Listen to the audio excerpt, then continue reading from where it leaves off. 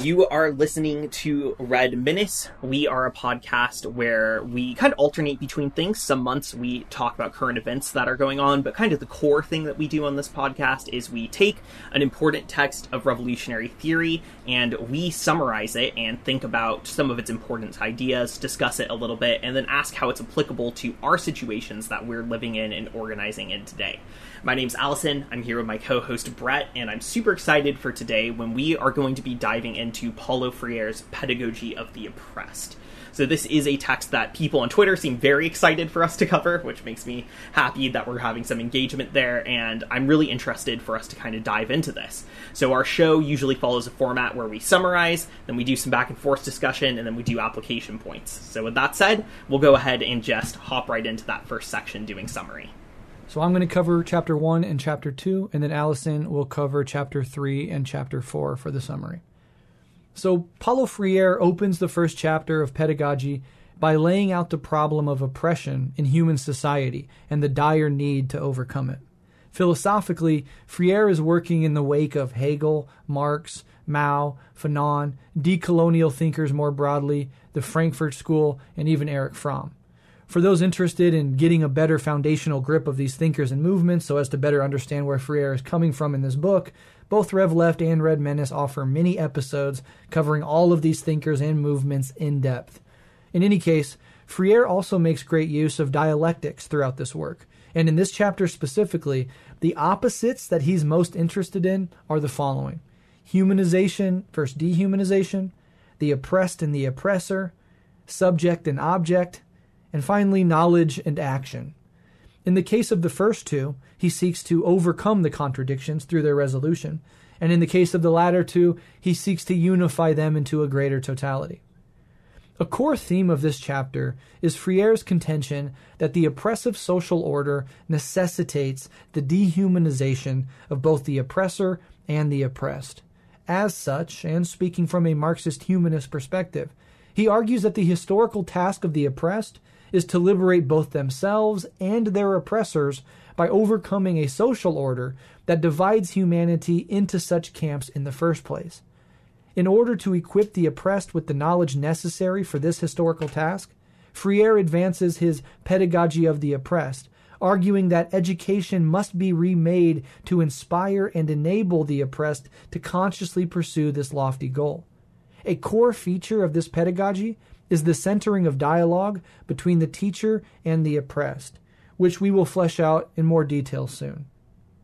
Suffice it to say for now that this dialogue treats the people as thinking and acting subjects from who the teacher themselves learns, as opposed to passive, quote-unquote, receptacles of information. Through this approach, the oppressed begin to acquire critical self-awareness and a moral and political commitment to pursue their own liberation. This pedagogy, broadly speaking, has two major stages. The pre-revolution stage, if you will, in which the consciousness of the oppressed is uplifted and transformed, and their psychological condition is critically examined and ultimately overcome. And the second stage could be called the post-revolutionary stage, if you will, in which this pedagogy naturally becomes the way that all people are educated and in turn educate. This is essential for what Freire calls the process of permanent liberation. As a Marxist humanist, Freire often frames the struggle in moral and humanistic terms, appealing to our duty as human beings to transform the world and emphasizing the universal dehumanization engendered in the prevailing social order. He argues that oppression is organized violence, that this violence is what creates the oppressed, and that it is the result of a fundamentally unjust social structure. He also argues that the oppressed can only regain their humanity through a revolution that truly resolves the contradiction of oppressor versus oppressed, obliterating the duality in the process, and not one that simply puts the oppressed in the position of the oppressor. Freire writes, quote, "The solution of this contradiction is born in the labor which brings into the world this new being, no longer oppressor nor oppressed, but human, in the process of achieving freedom." End quote.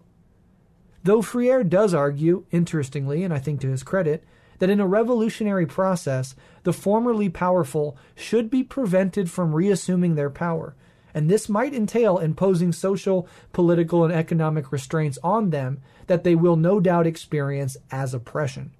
Though this sense of being oppressed is the feeling not of true subordination, but of losing unjustified power and domination over others. The reactionary and the elite always experience equality as oppression, as we see clearly in our own society today, and I'll touch more on that in part 2. In any case, in order to dismantle this contradiction and liberate humanity from its dehumanizing grip, we must unveil the ideologies and patterns of thought that support and sustain it. In other words, we have to dismantle the worldviews, dominant ideas, and behaviors of the oppressed, which they've been conditioned with by the system which upholds the oppressor. In this process of expanding the consciousness of the oppressed, Freire lays out 5 characteristics of their consciousness which hinder this development and need to be overcome. These are 1. Fear of freedom, 2. Dual consciousness, 3. Submersion in the oppressive situation, 4. Fatalism, and finally 5. Self-denigration. These 5 characteristics are connected, and they often serve to reinforce one another. The fear of freedom is the fear of the risks involved in attempting to transform society. As Marx said, people tend to internalize the ideas and outlooks of the ruling class as their own, and Freire argues they are often fearful of truly abandoning them. This can be overcome by helping them to critically understand the causes of their oppression, and thus igniting within them the desire to be free from it. The next characteristic is dual consciousness, and this can exacerbate the fear of freedom. Dual consciousness is the feeling of a split consciousness, where one side there is a genuine desire for liberation, but on the other there is a sort of comfort and even security in what is known, even if that status quo is clearly detrimental to them. Loss aversion, for example, is a well-known cognitive bias by which people fear losing what they have, even if it's very little, significantly more than they value what might be gained.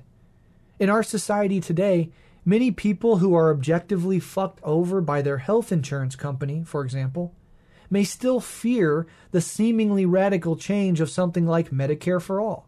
For while they are aware that the current setup fucks them over in so many ways, they fear the loss of what they know that is associated with such change. In order to overcome this, Freire argues the oppressed must reject the internalized ideas of the oppressor, placing these ideas, structures, and worldviews outside of themselves so that they can more accurately perceive the totality of their oppression. This process, however, is made difficult by the third characteristic that Freire identifies, the submerged consciousness of the oppressed.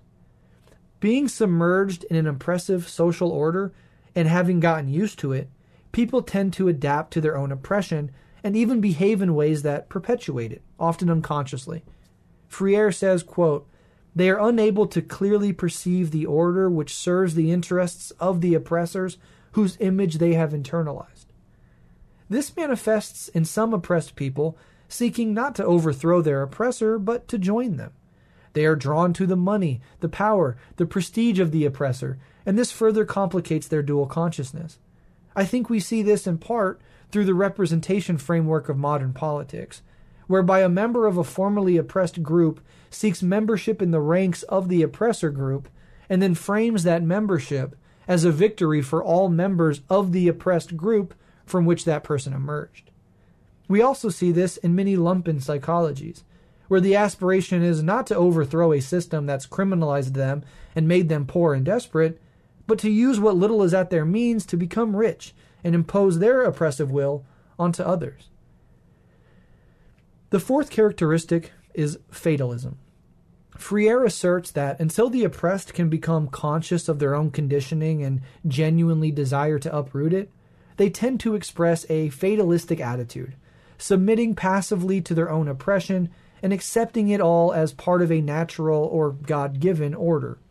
This fatalism is certainly the result of the attempt to naturalize the hierarchies of domination that we see in slave, feudal, and capitalistic societies. In the past, and sometimes in the present, God and theology are used to justify the social order. Today, in a scientific and secular age, we frame it instead in terms of human nature. But both serve the same purpose, and when these narratives are internalized by the oppressed, a sort of learned helplessness and passive acceptance can emerge. Finally, this passivity is reinforced by the fifth characteristic, self-denigration.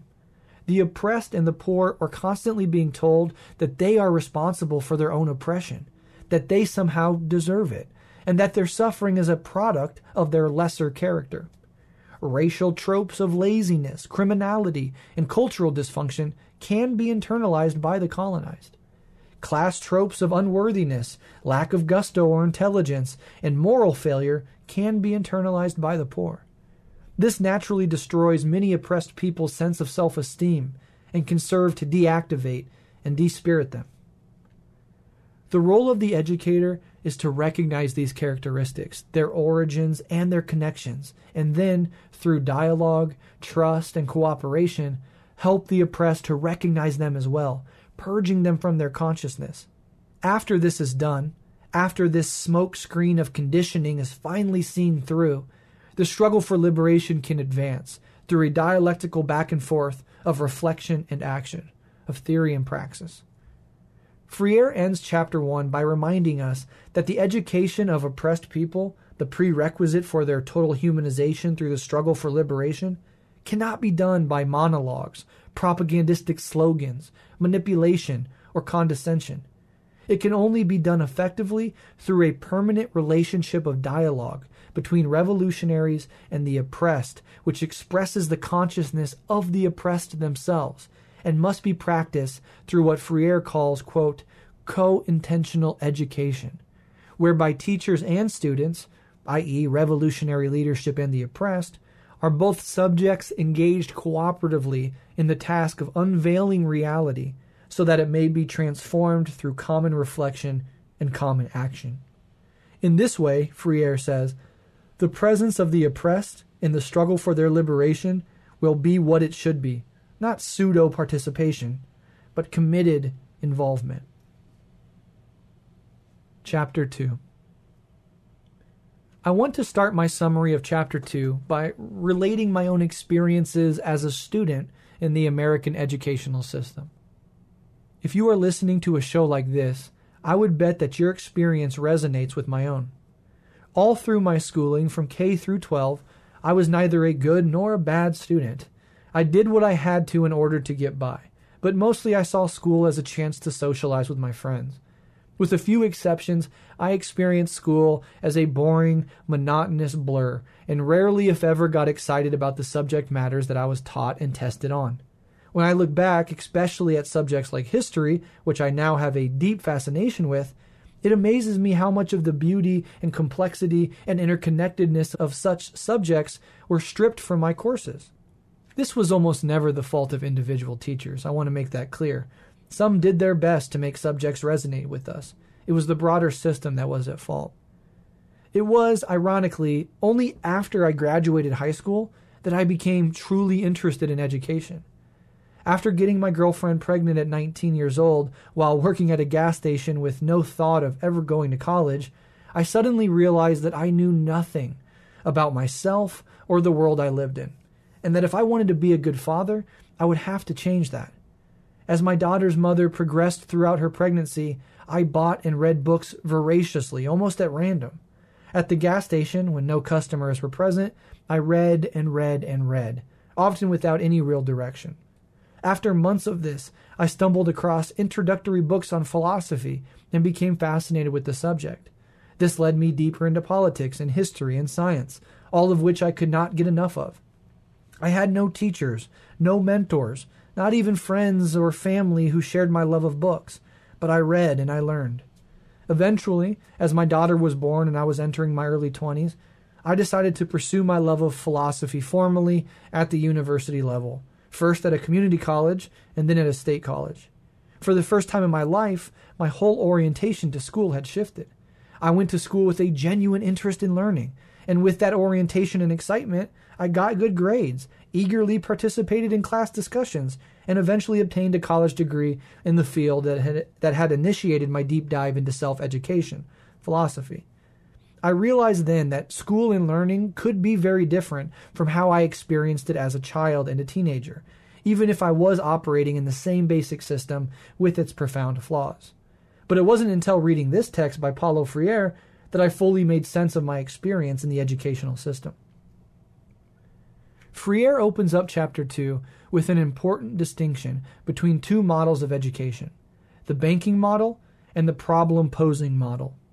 The banking model is what we all grew up with. It's what I just talked about.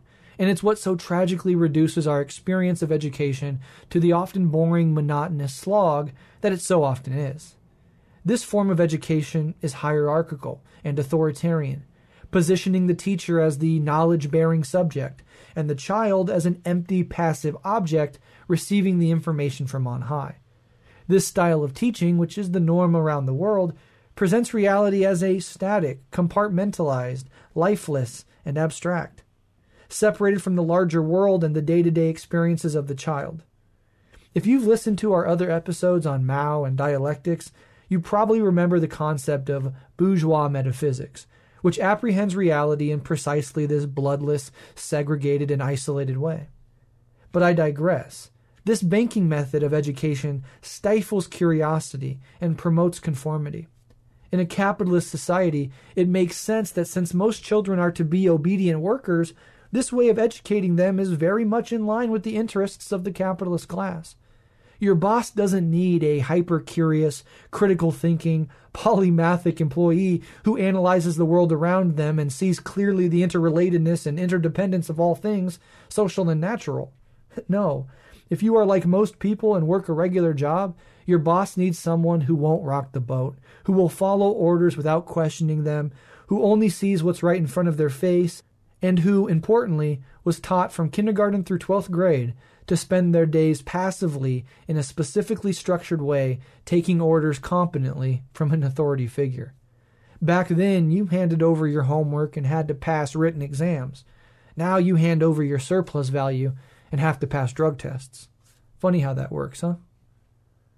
So, given all of this, we can see why the banking method of education is the primary form of education all throughout the capitalist world. It serves very specific interests, and it all happens above the conscious strategizing of any one individual or group of capitalists. It's produced, as so many things are, not by conspiracies or cabals, but by superstructural forces. Under this banking method, the students memorize content deposited into them by the teacher. Freire says, quote, "The more students work at storing the deposits entrusted to them, the less they develop the critical consciousness which would result from their intervention in that world as transformers of that world. This serves the interests of the oppressors, who care neither to have the world revealed nor to see it transformed." End quote.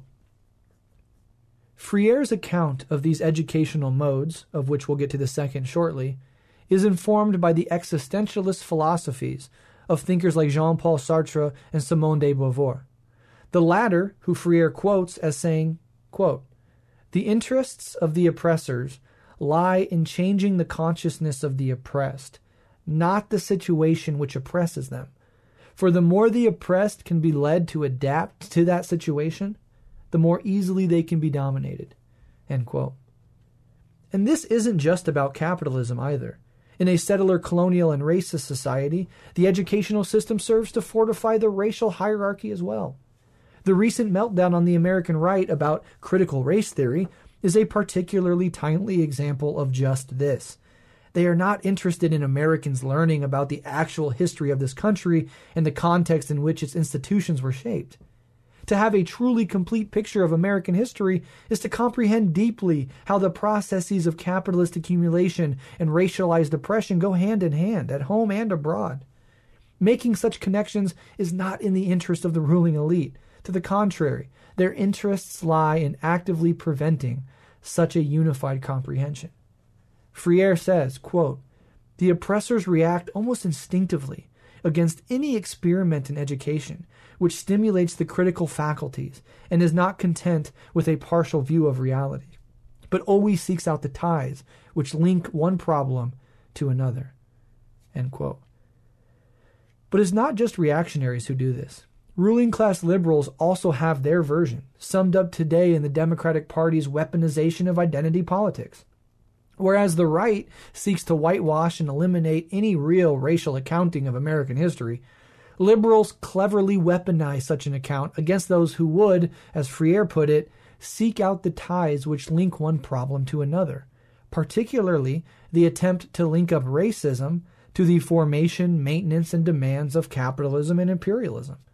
They seek not to see the interconnections between these processes, but to de-link racism from the machinations of capitalism and imperialism, so as to preserve the latter too, which by definition must also preserve the racism that helps structure it. It is yet another example of what Malcolm X called the wolf and the fox. The reactionary wolf is ham-fisted and violent, brutal and explicit. The liberal fox, however, is clever and disguises itself as a friend of its prey. But both seek the same ends: the maintenance of the status quo and their relatively high position within its hierarchies of race, class, and power. Ultimately, when it comes to the banking method of education, we must ask, with sadness in our hearts, how many incredibly bright and curious children get their curiosity and love of learning stomped out via this method of education? How many people, left to their own devices, have to either rediscover their love of learning alone and almost by accident, like I had to, or abandon the whole project of education altogether, as most Americans do? And finally, how does this murdering of the critical faculties, curiosity, and ability to find the interconnections between things affect our society, facilitate the spread of conspiracy thinking, and fuel a general anti-intellectualism in our culture? The very anti-intellectualism and conspiratorialism that has millions of Americans refusing to wear masks or get a life-saving vaccine, to say nothing of the millions of Americans who are confident that climate change is a hoax, and any attempt to address it is an attack on their freedoms. Rotten roots do indeed grow rotten fruits. But alas, Freire says there is another way to educate people, and he calls it the problem-posing method of education. This, unlike the banking method, is not static and compartmentalized. It's dynamic and interconnected. It's not the product and perpetuator of bourgeois metaphysical thinking. It's dialectical. Under its framework, teachers and students work together on an equal footing to investigate reality and acquire understanding. They learn from each other, and they teach each other in turn. The hierarchy of teacher and student is dismantled. The educational approach is based on a back-and-forth dialogue. The relationship is that of co-creators, and it's grounded in trust and solidarity. The goal of this form of education is cooperative learning, the facilitation of genuine curiosity, the open investigation of the connection between things and processes, and the mutual uplift and education of all involved. The teacher becoming a student, the student a teacher, followed inevitably by the teacher once again teaching, and the student once again learning, and back again, all in an open, egalitarian, and communal context. Instead of suffocating creativity and promoting conformity, the problem-posing model fosters creative investigation and collective transformation. In this collaboration, the teacher and students identify themes that express the hopes, beliefs, desires, fears, and values of the oppressed.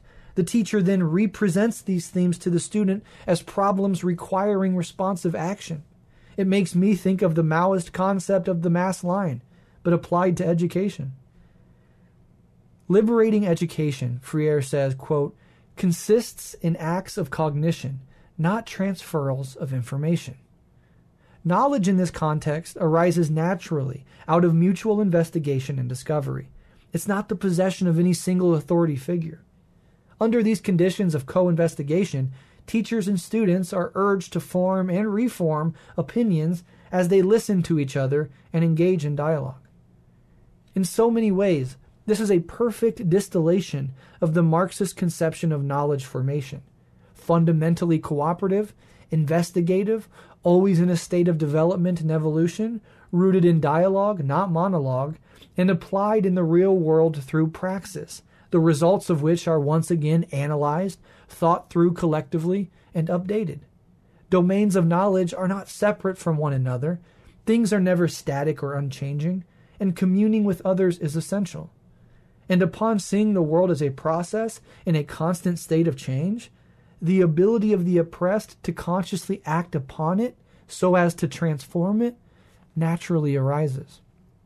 Freire asserts that the very existence of education proves the reality that humans are always in a state of becoming, just like the world of which they are an expression.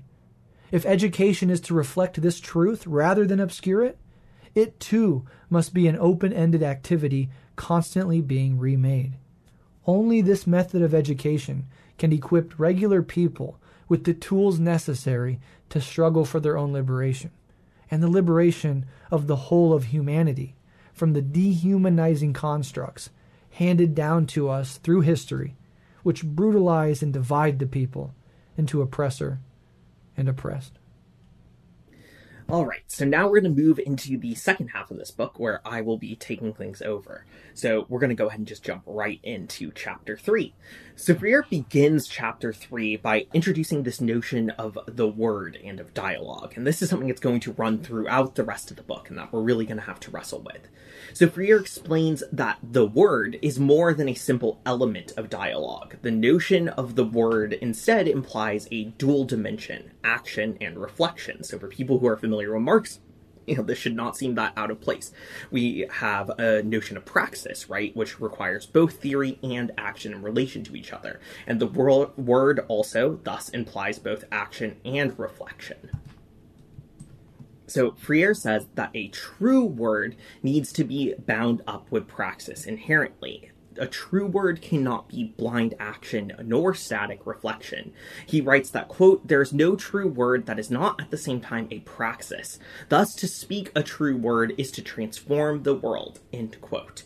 True words are also not spoken in the abstract. Freire explains that one can't speak a true word alone. They have to be spoken between people. They're spoken between humans in particular, and this speaking of true words between humans is what Freire calls dialogue. So dialogue is several humans coming together and speaking true words between each other, and true words are a combination of action and reflection bound up in praxis. Freire writes that, quote, "Dialogue is the encounter between men, mediated by the world, in order to name the world. Hence, dialogue cannot occur between those who want to name the world and those who do not wish this naming, between those who deny others the right to speak their word and those whose right to speak has been denied them. Those who have been denied the primordial right to speak their word must first reclaim this right and prevent the continuation of this dehumanizing aggression," end quote. So here Freire begins to outline the features which necessarily define dialogue. In this quote, he notes that dialogue can only occur between humans, which means that for the oppressed to engage in dialogue, they must first reclaim their status as humans. And this is not a process which occurs prior to dialogue, but occurs as one begins to enter the process of it. Freire explains that because the word is itself a process of transformation, and dialogue is the expression of word among multiple people, it follows that the transformation of the world into one in which the oppressed are human must occur through the process of dialogue. He writes that, quote, "If it is in speaking their word that people, by naming the world, transform it, dialogue imposes itself as the way by which they achieve significance as human beings," end quote. So dialogue, thus, cannot be achieved through the banking model of depositing information. That could never do it because it's a one-way street. There's no actual speaking of true words between people. There's a depositing of static ideas into objects. So we can never ever get there with the banking model in the first place. Dialogue requires a dynamic relationship between human subjects rather than the banking model's relationship between a human teacher and a student object. Dialogue can also not be a matter of hostile argumentation and bad faith. While there may be disagreement in dialogue, this disagreement is directed towards a shared truth with the mutual goal of transforming the world for the sake of liberation. So there may be disagreement between each other, but it's a productive disagreement, because ultimately it's not a disagreement for its own sake, but it's a disagreement towards the ends of finding a solution. Furthermore, dialogue has to be rooted in love, faith, and humility. Freire writes that, quote, "Founding itself upon love, humility, and faith, Dialogue becomes a horizontal relationship in which mutual trust between the dialoguees is the logical consequence. It would be a contradiction in terms if dialogue, loving, humble, and full of faith, did not produce a climate of mutual trust which leads the dialoguers into ever closer relationship in the naming of the world." End quote. So dialogue also, in addition to this, requires hope, according to Freire. And this is not kind of a passive hope that just assumes that the world will get better on its own without doing anything, but rather it's an active hope, whereby one is willing to fight to improve the world. For dialogue to exist, there has to be a mutual belief that the world can be changed, right? That the dialogue could result in something. And finally, the last feature of dialogue which Freire outlines is that it has to facilitate critical thought. Freire writes that, quote, "Critical thinking contrasts with naive thinking, which sees historical time as a weight, a stratification of the acquisitions and experiences of the past, from which the present should emerge normalized and well-behaved. For the naive thinker, the important thing is accommodating to the normalized today. For the critic, the important thing is the continuing transformation of reality in behalf of the continuing humanization of men," end quote. And so, dialogue requires us to think critically about the world so we can understand ourselves and the world as a historical, unfolding process, not just as a static present, and we can understand ourselves as people within that world who have a commitment to changing it in some positive manner. So having defined what Freire means when he talks about dialogue, he then gets into kind of developing a more clear view of revolutionary education. So Freire insists that revolutionary education must be developed on the basis of dialogue and not on the anti-dialogical banking model. The goal of revolutionary education can't be to deposit pre-formulated programs into the people's mind, but rather to work from the objective conditions in which people live and develop an understanding through dialogue. Freire warns that, quote, "For the truly humanist educator and the authentic revolutionary, the object of action is the reality to be transformed by them together with other people, not other men and women themselves. The oppressors are the ones who act upon the people to indoctrinate them and adjust them to a reality which must remain untouched," end quote. So, when revolutionary education occurs, people can't be treated as the object of that education. They have to be subjects in dialogue with the organizers. Rather, we need to have an understanding of the world as a thing which may be transformed as the object of that education. Revolutionary education thus begins not by seeking to save the people by imparting some predefined ideals to them, but by using mutual dialogue between people to develop a shared understanding of the objective conditions in which people live. The present situation is the starting point for all revolutionary education. What situation are people living in? This is what we must first consider.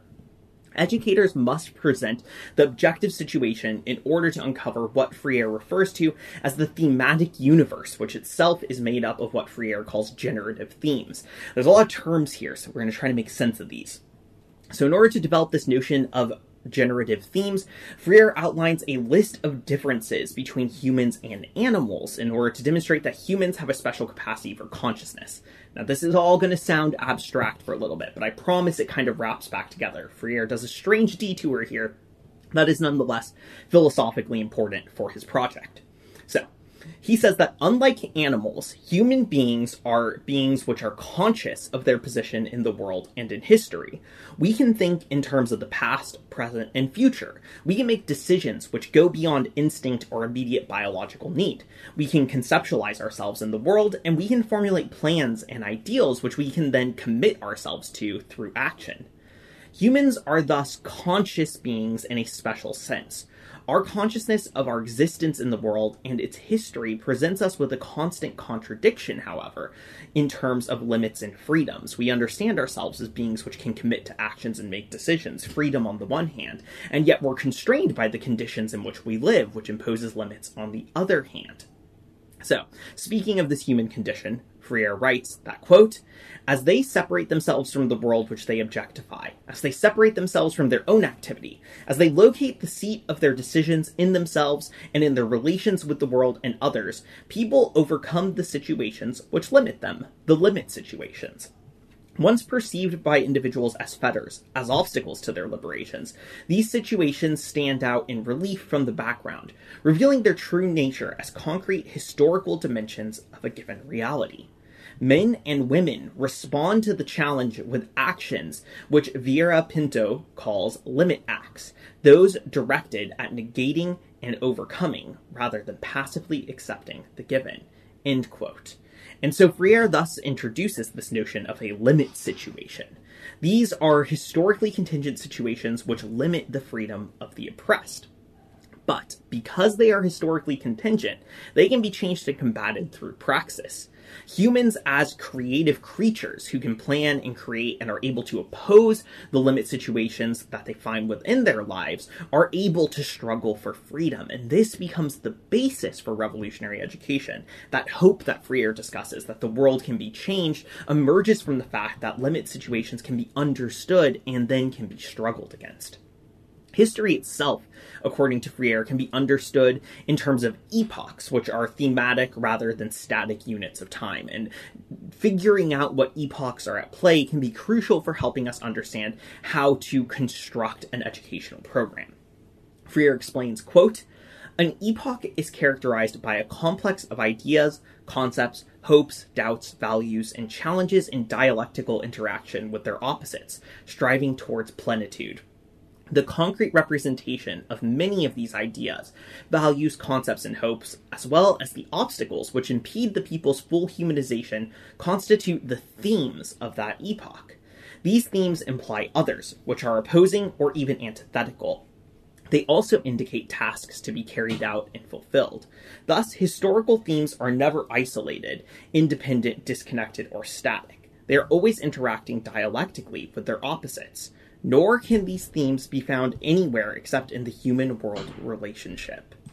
And the concept of these interacting themes of an epoch constitutes a thematic universe. End quote.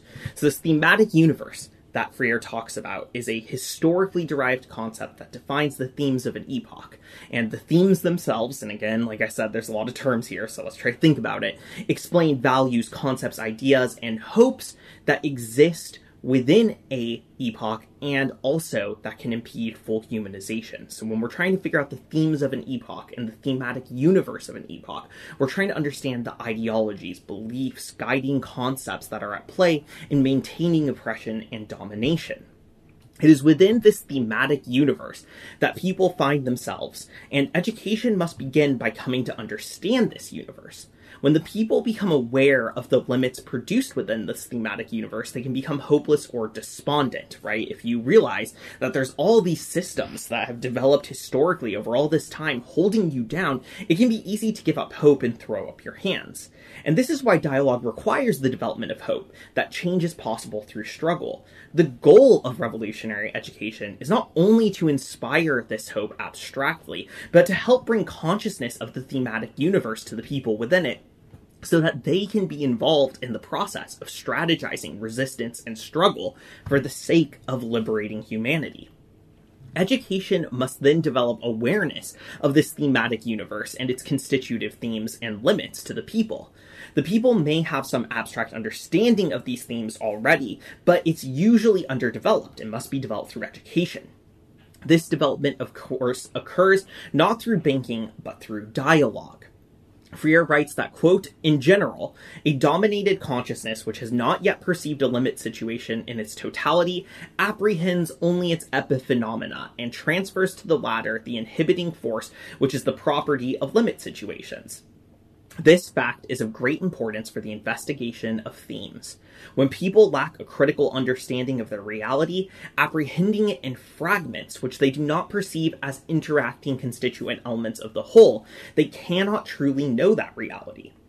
To truly know it, they would have to reverse their starting point.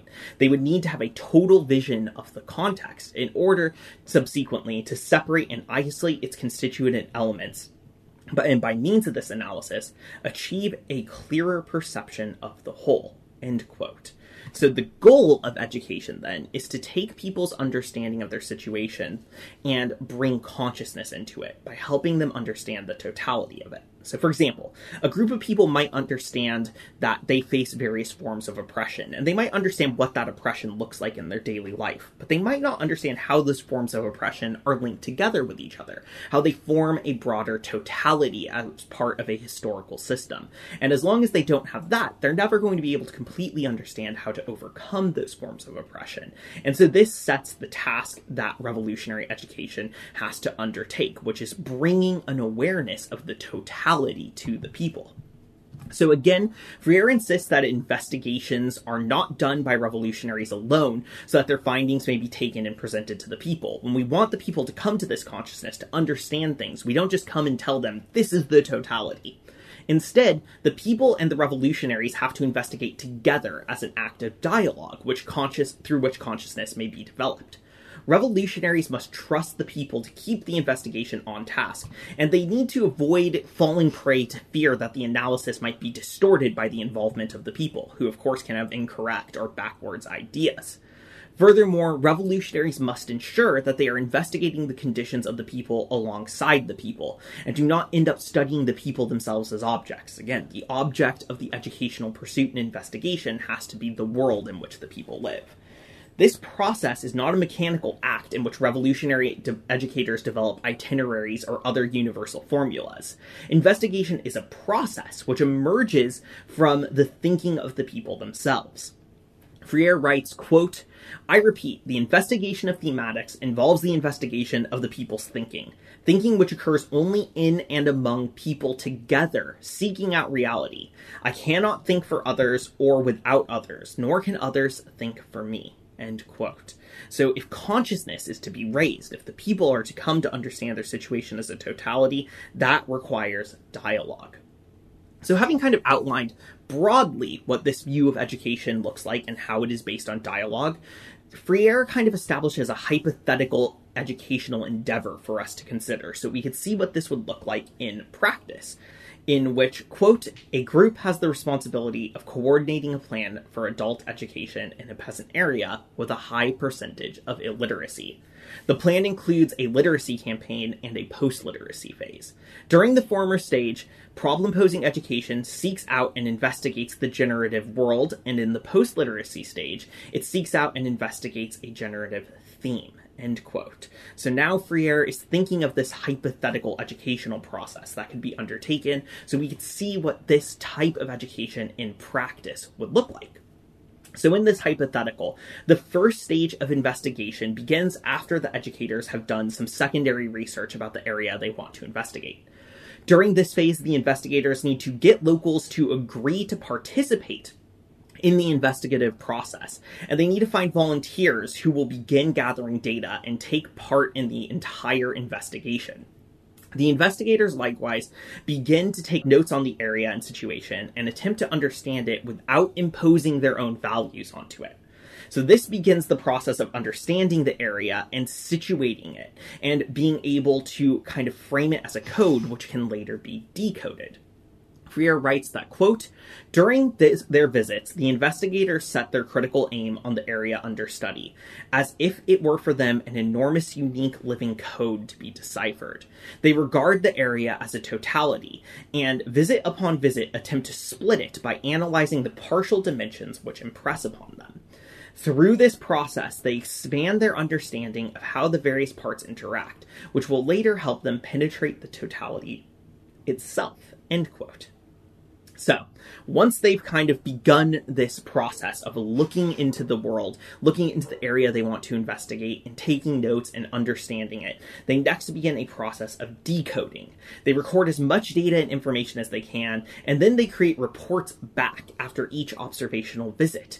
And this process includes volunteer investigators that come from the community in the area being investigated. This isn't just done by revolutionary organizers, it's done by people who were recruited into the process. The ideas of various investigators and volunteers thus begin to interact with and challenge each other in a productive dialogue.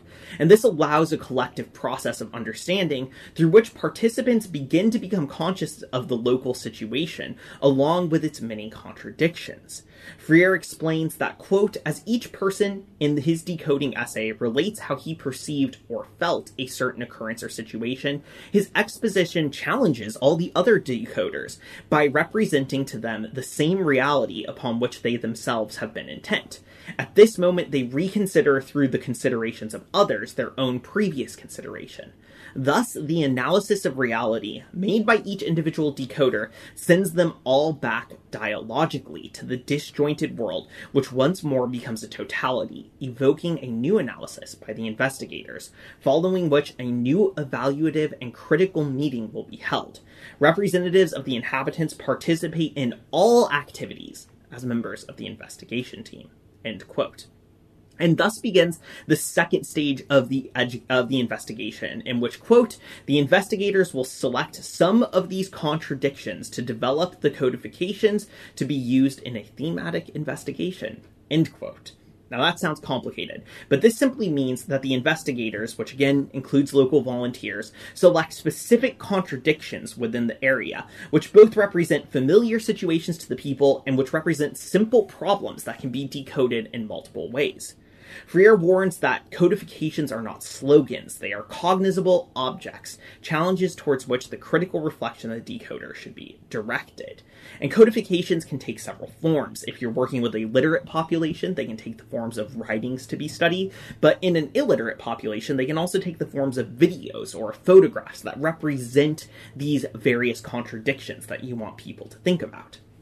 These codifications should be connected with other codifications and themes, so that an understanding of one can lead investigators to decoding others. And this process of decoding is important because through it, quote, the participants externalize their thematics, and thereby make explicit their real consciousness of the world, end quote. This process leads to the investigators becoming aware not only of the situations they exist in, but also of their previous understandings of those situations. And this leads to a critical awareness by which the investigators may be able to come to understand the dialectical relationships all around them and how they fit in them and how they can change them. So after this process has happened, this finally leads to a third stage of investigation, in which the investigators return to the area that they are investigating and host thematic investigation circles, in which decoding dialogue can take place. So now the investigators, they've made these codifications, these writings, these images, or these videos. They go back to the people, and they bring them to them, and they have these meetings to work on decoding them. Freire says that these sessions should also be taped for further study, and that a psychologist and sociologist should be present to take notes of the reactions from the people as they engage in the process of decoding these codifications. The coordinator of the meeting must not simply listen to the people in the process of decoding, but must also challenge the people. Freire explains that, quote, due to the cathartic force of the methodology, the participants of the thematic investigation circles externalize a series of sentiments and opinions about themselves, the world, and others that perhaps they would not express under different circumstances, end quote. So as this meeting goes on, people express their feelings about these codifications, and you begin to get honest perspectives about the world that they're living in. Finally, after these circles have taken place, the investigators enter a final stage. During this stage, the investigators must look through the information that they have received and the recordings that they have made to discover themes which emerge from the statements of the decoders. These themes are then categorized based on the social sciences, so that they may be viewed through various lenses. Themes are understood through all relevant social sciences, not a single one, so that they can be understood dynamically. So one theme might fall under psychology as well as political theory, for example. So next, the investigators break down the themes so that they can understand, quote, the fundamental nuclei, which, comprising learning units and establishing a sequence, give a generative view of the theme, end quote. And once these breakdowns are complete, there's another phase of codification, in which these themes are again codified as image, text, or video. The team can prepare slides, films, photos, posters, reading assignments, and so on, and so they create a curriculum for future education. So, Freire concludes this chapter by stating that, quote, "The important thing from the point of view of libertarian education is for the people to come to feel like the masters of their thinking, by discussing the thinking and views of the world explicitly or implicitly manifest in their own suggestions and those of their comrades. Because this view of education starts with the conviction that it cannot present its own program, but must search for this program dialogically with the people, it serves to introduce the pedagogy of the oppressed, in the elaboration of which the oppressed must participate." End quote. So, in summarizing this chapter, we've taken 24 minutes and used an incredible amount of terminology. So I'm going to try to simplify exactly what the process that Freire outlines here for us. So what he's telling us about is basically how to build an education curriculum for educating the oppressed in a problem-posing, non-banking model way. And what he tells us here you would do is you would get a bunch of organizers and investigators together, and you would go to a community, and you would ask the community to participate in an investigation with you. If they say yes, you would ask for volunteers from the community who will participate in the entire process with you. Once you have those volunteers, you and those volunteers will spend time taking notes about everything in the community. And once you've done so, you'll all write a bunch of essays trying to understand what themes or contradictions are at play within that community. Those essays will probably disagree with each other, and once you have them all worked out, you will figure out what you think the main themes are. Then you'll make codifications of those themes. Readings, films, pictures, slides, again, they could be all sorts of things. You will take those codifications back to that community, and you will have a big discussion about them, and you will take careful notes and recordings of that discussion, and then you will use those notes to produce a curriculum which explains all the themes that are relevant for community, and then you will work with the community to get through that curriculum to help them understand how all these themes and contradictions are linked together as part of a broader totality, so that they can understand why revolutionary struggle against that totality is necessary. This is a view of education which starts with bringing the people into it, bringing them from step one right away, recruiting volunteers to participate in the process. And so it is a pedagogy of the oppressed because the oppressed are participating in it at every single step. And that is the conclusion then of the third chapter. So let's move on to the next. So before really getting into kind of the meat of this chapter, Freire takes a moment to emphasize a few points that have already been established. And this will be somewhat repetitive, so I'm just going to try to gloss over it fairly quickly. So first, he insists again on the centrality of praxis, action and reflection. So for Freire, both of these things have to be unified in a revolutionary context.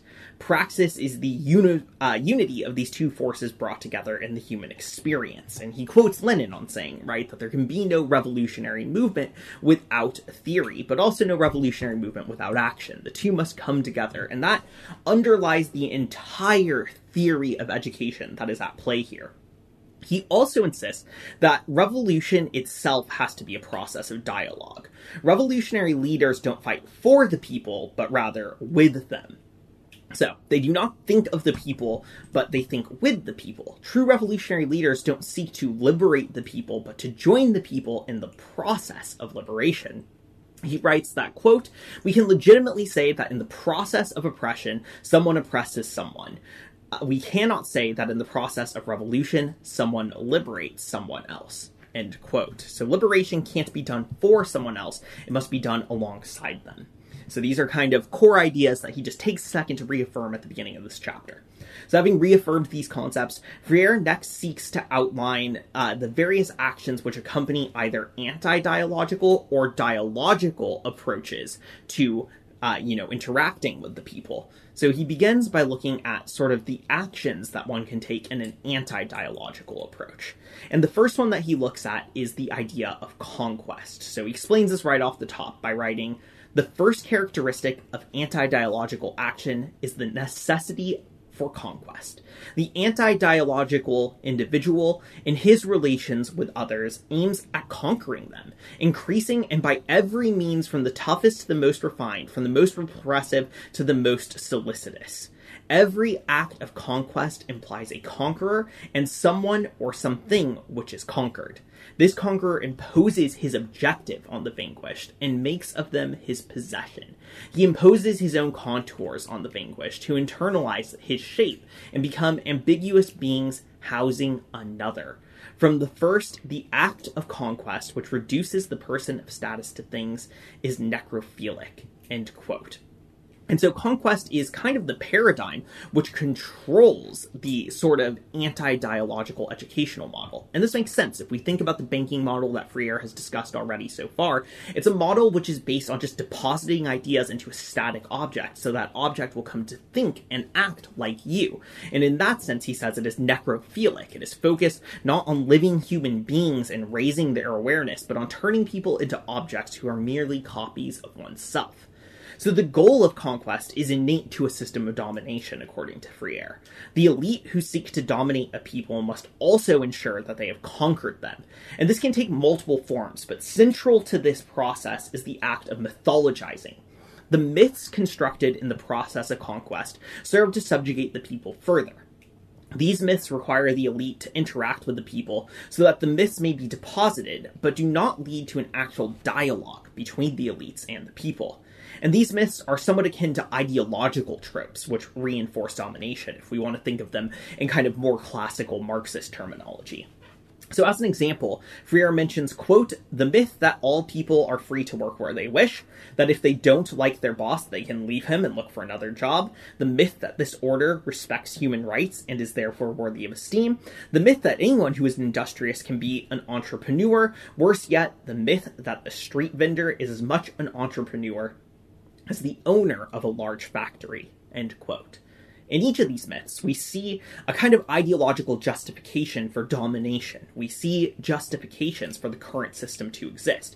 But these justifications aren't founded in truth. They're founded in lies. They're founded in ideology, essentially. It is not true that you can just leave work if you don't like it and be fine. You will starve if you don't do that. It is not true that anyone could just make it as an entrepreneur. It takes luck and investment and having inheritance often.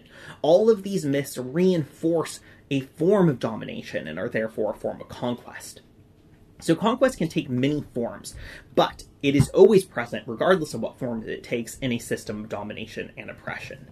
So Freire next turns to what he calls divide and rule actions, which further enable the domination of the oppressed. He writes, quote, this is another fundamental dimension of the theory of oppressive action, which is as old as oppression itself. As the oppressor minority subordinates and dominates the majority, it must divide it and keep it divided in order to remain in power. The minority cannot permit itself the luxury of tolerating the unification of the people, which would undoubtedly signify a serious threat to their hegemony. Accordingly, the oppressors halt by any means, including violence. Any action in even incipient fashion could awaken the oppressed to the need for unity. Concepts such as unity, organization, and struggle are immediately labeled as dangerous. In fact, of course, these concepts are dangerous to the oppressor, for the realization is necessary to acts of liberation. So in any system of oppression, the oppressor is always a minority. They're always a smaller group. We can see this in capitalism, right? Most people are not capitalists. And so in order to maintain their power, they need to keep those that they oppress and exploit divided. And division can take many forms. So the first form that Freire talks about is focalization. So the elite are often forced to acknowledge that, the basic existence of problems for the oppressed exists. There is poverty, there is hunger. But at the same time, they have to stop the oppressed from understanding these problems as part of a broader totality, which results from the domination of the oppressors, right? If they were to understand that, then they would understand that revolutionary struggle against the oppressors and the total system that they rule over would be necessary. So this leads to the oppressors using focalization, whereby a problem is understood in an isolated and cut off way.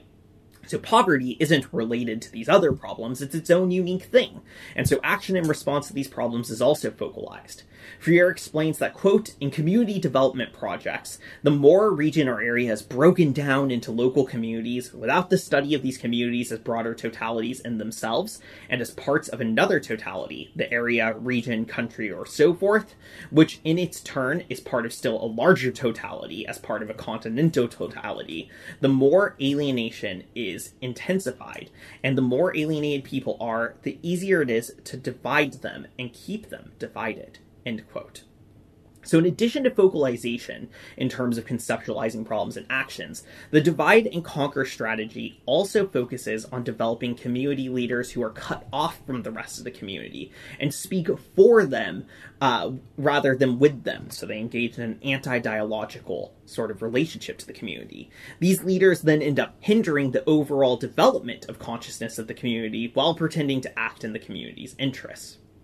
Another way that the oppressors may attempt to divide and rule is through the distortion of class struggle. Rather than acknowledge that unity among the working class can only come through struggle against the owning class, the elite argue in favor of a superficial harmony between workers and owners that's supposedly for the good of both.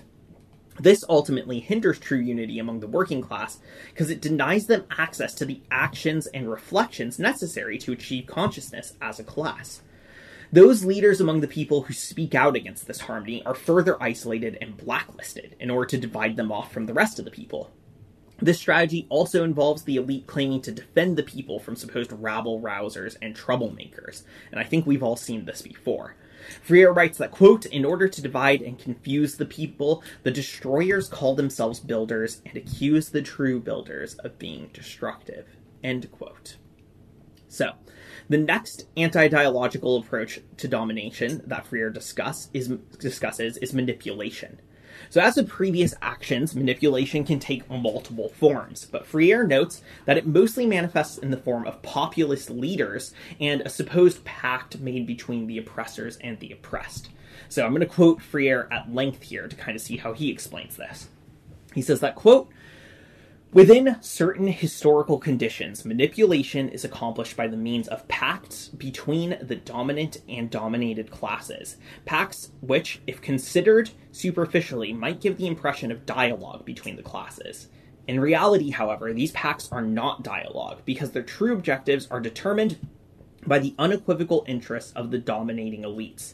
In the last analysis, pacts are used by the dominators to achieve their own ends. The support given by people to the so-called national bourgeoisie in defense of so-called national capitalism is an example of this. Sooner or later, these pacts always increase the subjugation of the people.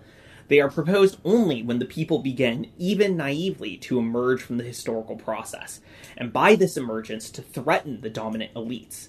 The presence of the people in the historical process, no longer as mere spectators, but with the first signs of aggressivity, is sufficiently disquieting to frighten dominant elites into doubling the tactics of manipulation." End quote. So manipulation, then, is always in response to the oppressed beginning to achieve consciousness. As the oppressed begin to self-conceptualize their situation and the actions needed to change it, manipulation is deployed as a means of diverting their energy into false organizing and populism. And these pacts often rely on buying off populist leaders who are offered personal wealth and success in exchange for betraying their communities. These populists pretend to speak to the needs and demands of the people, but they always stand separate from them and speak for rather than with the communities that they claim to represent. So the final anti-dialogical technique that Freire examines is cultural invasion. So again, let's just look at what Freire explains for us. He writes that, quote, "In this phenomenon, the invaders penetrate the cultural context of another group, in disrespect of the later's potentiality. They impose their own view of the world upon those they invade and inhibit the creativity of the invaded by curbing their expression," end quote. Cultural invasion is an inherently violent process, as it attempts to reduce the invaded to mere objects who may be acted upon by the invaders. A key aspect of cultural invasion is that the invaders must convince the invaded of their inferiority. Once this is achieved, the invaded might not only accept the invasion, but also begin to take on attributes of the invading culture itself, and it becomes self-perpetuating to a certain degree. Freire writes that, quote, "The social of the invaded person is like every social, is formed in the social-cultural relations of the social structure, and therefore reflects the duality of an invaded culture. This duality, which was described earlier, explains why invaded and dominated individuals, at certain moments of their existence and existential experience, almost adhere to the oppressor, thou. The oppressed must break with near adhesion to the oppressor, thou, drawing away from the latter in order to see him more objectively, at which point she critically recognizes herself to be in contradiction with the oppressor, and in so doing, he considers as a dehumanizing reality the structure in which he is being oppressed. This qualitative change in the perception of the world can only be achieved through praxis. End quote. So cultural invasion is thus a tool which is used to aid domination while also being a product of domination. In this sense, it has a cyclical and self-perpetuating function. Within a given society, cultural invasion may lead to a transformation of all social relations. And Freire explains that because schools and homes are subsets of a broader social totality, they begin to reflect the broader culture of a given society. So as such, the invasion of authoritarian, exploitative, or domineering culture leads to these dynamics being reproduced not only in the minds of the invaded, but also within the houses and schools of the invaded. Thankfully, however, this invasion is not impossible to overcome. Those who have been invaded can come to understand this invasion and seek to resist it. At this point, the invaded begin to question their own inferiority and discover their failures result not from some innate quality, but rather from the circumstances of domination.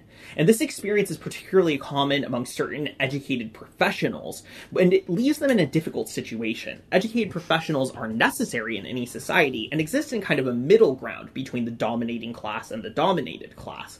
But their own education allows them in some ways to see through the idea that they are inferior, and to see that actually their culture has been invaded in a certain way. And again, this puts them in a difficult position, because as an intermediary class, they both benefit and are subordinated by domination.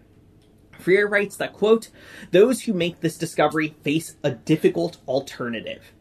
They feel the need to renounce invasion, but patterns of domination are so entrenched within them that this renunciation would become a threat to their own identities. To renounce invasion would mean ending their dual status as dominated and dominators. It would mean abandoning all the myths which nourish invasion and starting to incarnate dialogical action. For this very reason, it would mean to cease being over or inside as foreigners in order to be with as comrades. And so the fear of freedom takes hold of these men. During this traumatic process, they naturally tend to rationalize their fear with a series of evasions." End quote. While these professionals fear freedom and have received some partial benefits from the regime of invasion, they also have the crucial skills that will be needed during any revolution. They must then be encouraged to move beyond their fear and to join in revolution with their comrades. And this requires the development of what Freire calls a cultural revolution. Freire writes that, quote, "This reclamation requires that revolutionary leaders, progressing from what was previously dialogical cultural action, initiate the cultural revolution. At this point, revolutionary power moves beyond its role as a necessary obstacle, confronting those who wish to negate humanity, and assumes a new and bolder position, with a clear invitation to all who wish to participate in the reconstruction of society. In this sense, cultural revolution is a necessary continuation of dialogical cultural action, which must be carried out before the revolution reaches power." End quote. This cultural revolution that Freire talks about takes the transformation of society as a totality as its object, and it's not a quick process. After a literal revolution, the invaders and the dominating class are still present, and they often regroup as a new invading force within a revolutionary society. And this makes cultural revolution all the more necessary to combat resurgent invasion. Cultural revolution must have the goal of constant and permanent dialogue between revolutionary leaders and the people. And the coming of revolution only intensifies the need for this dialogue and the need for cultural revolution. Finally, Freire says that during the building of revolutionary society, it's important that we focus not just on modernization, but on development of a country. He says that modernization takes the form of, quote, "an induced transformation of society wherein the benefits are not equally distributed," end quote. So modernized countries are bound to some level of economic dependency and are not truly developed. Development, on the other hand, requires a society to become a being for itself. Freire writes that, quote, in order to determine whether or not a society is developing, one must go beyond criteria based on indices of per capita income, which expressed as a statistical form are misleading, as well as those which concentrate on the study of gross incomes. The basic elementary criterion in whether or not the society is a being for itself. If it is not, the other criteria indicate modernization rather than development. End quote. So a revolutionary country has to develop such that it is no longer invaded by a dominating culture, but has its own culture and is a being for itself. So that is kind of the ideas that Freire discusses in terms of anti-dialogical action, right? These are the ways that one can continue domination. And he now transfers over to talking about dialogical forms of action. So how is it that we might act when we are engaging in dialogue? And the first form of dialogical action that he looks at is cooperation. And cooperation stands in contrast to conquest. It implies that education occurs not as a teaching subject acting upon a student object, but rather occurs between subjects learning together. It doesn't imply a lack of leadership, but it does insist that this leadership not stand outside and above the people. Cooperation insists that problem-posing education occurs as a result of humble communication between the revolutionary leadership and the oppressed. Freire thus writes that, quote, the commitment of the revolutionary leader to the oppressed is at the same time a commitment to freedom. And because of that commitment, the leader cannot attempt to conquer the oppressed, but must achieve their adherence to liberation. Conquered adherence is not adherence, it is adhesion of the vanquished to the conqueror, who prescribed the options open to the former. Authentic adherence is the free coincidence of choices. It cannot occur apart from communication among people mediated by reality. End quote. So that's cooperation. Freire then next turns to the next form of dialogical action, which is the unity of liberation, which, as you might guess, stands in opposition to divide and rule actions. Dialogical action must overcome the divisions that the elites impose. And this task is difficult because division is so ingrained. You know, we get caught up in these ways of looking at the working class as divided, and we have these prejudices that keep those divisions in place, and we have to come beyond them. Achieving this requires combating the myths and ideologies of the oppressors. Freire writes that, quote, to divide the oppressed, an ideology of oppression is indispensable. But in contrast, achieving their unity requires a form of cultural action through which they come to know the why and how of their adhesion to reality. It requires de-ideologizing. Hence, the effort to unify the oppressed does not call for mere ideological sloganizing. The latter, by distorting the authentic relation between the subject and objective reality, also separates the cognitive, the affective, and active aspects of the total indivisible personality. So, in addition to cooperation and the idea of unity for liberation, dialogical education must also employ organization. Organization, as you may have guessed, stands in contrast to manipulation, and it can only occur alongside unity. Organization must provide, quote, witness to the fact that the struggle for liberation is a common task, end quote. And this requires revolutionary leaders to be in humble communion with the communities that they are working with.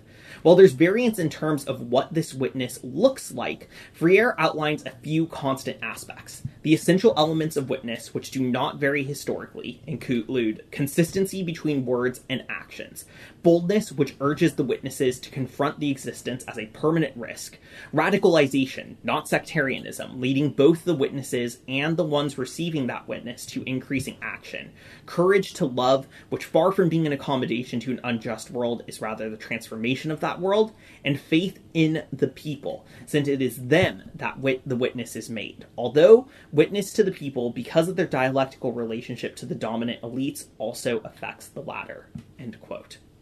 So organization of the people is then about bringing a witness to them of the need to organize in a united way for the common task of revolution. And organization of the people cannot be about organizing the people for some external end, but rather for the good of people themselves. This is what makes revolutionary organization distinct from anti-dialogical false organization. So, then the final dialogical action that Freire tells us about is the idea of cultural synthesis. So, unsurprisingly, cultural synthesis stands in contrast to the idea of cultural invasion. Freire explains that, quote, cultural synthesis is thus a mode of action for confronting culture itself, as the preserver of the very structures by which it was formed.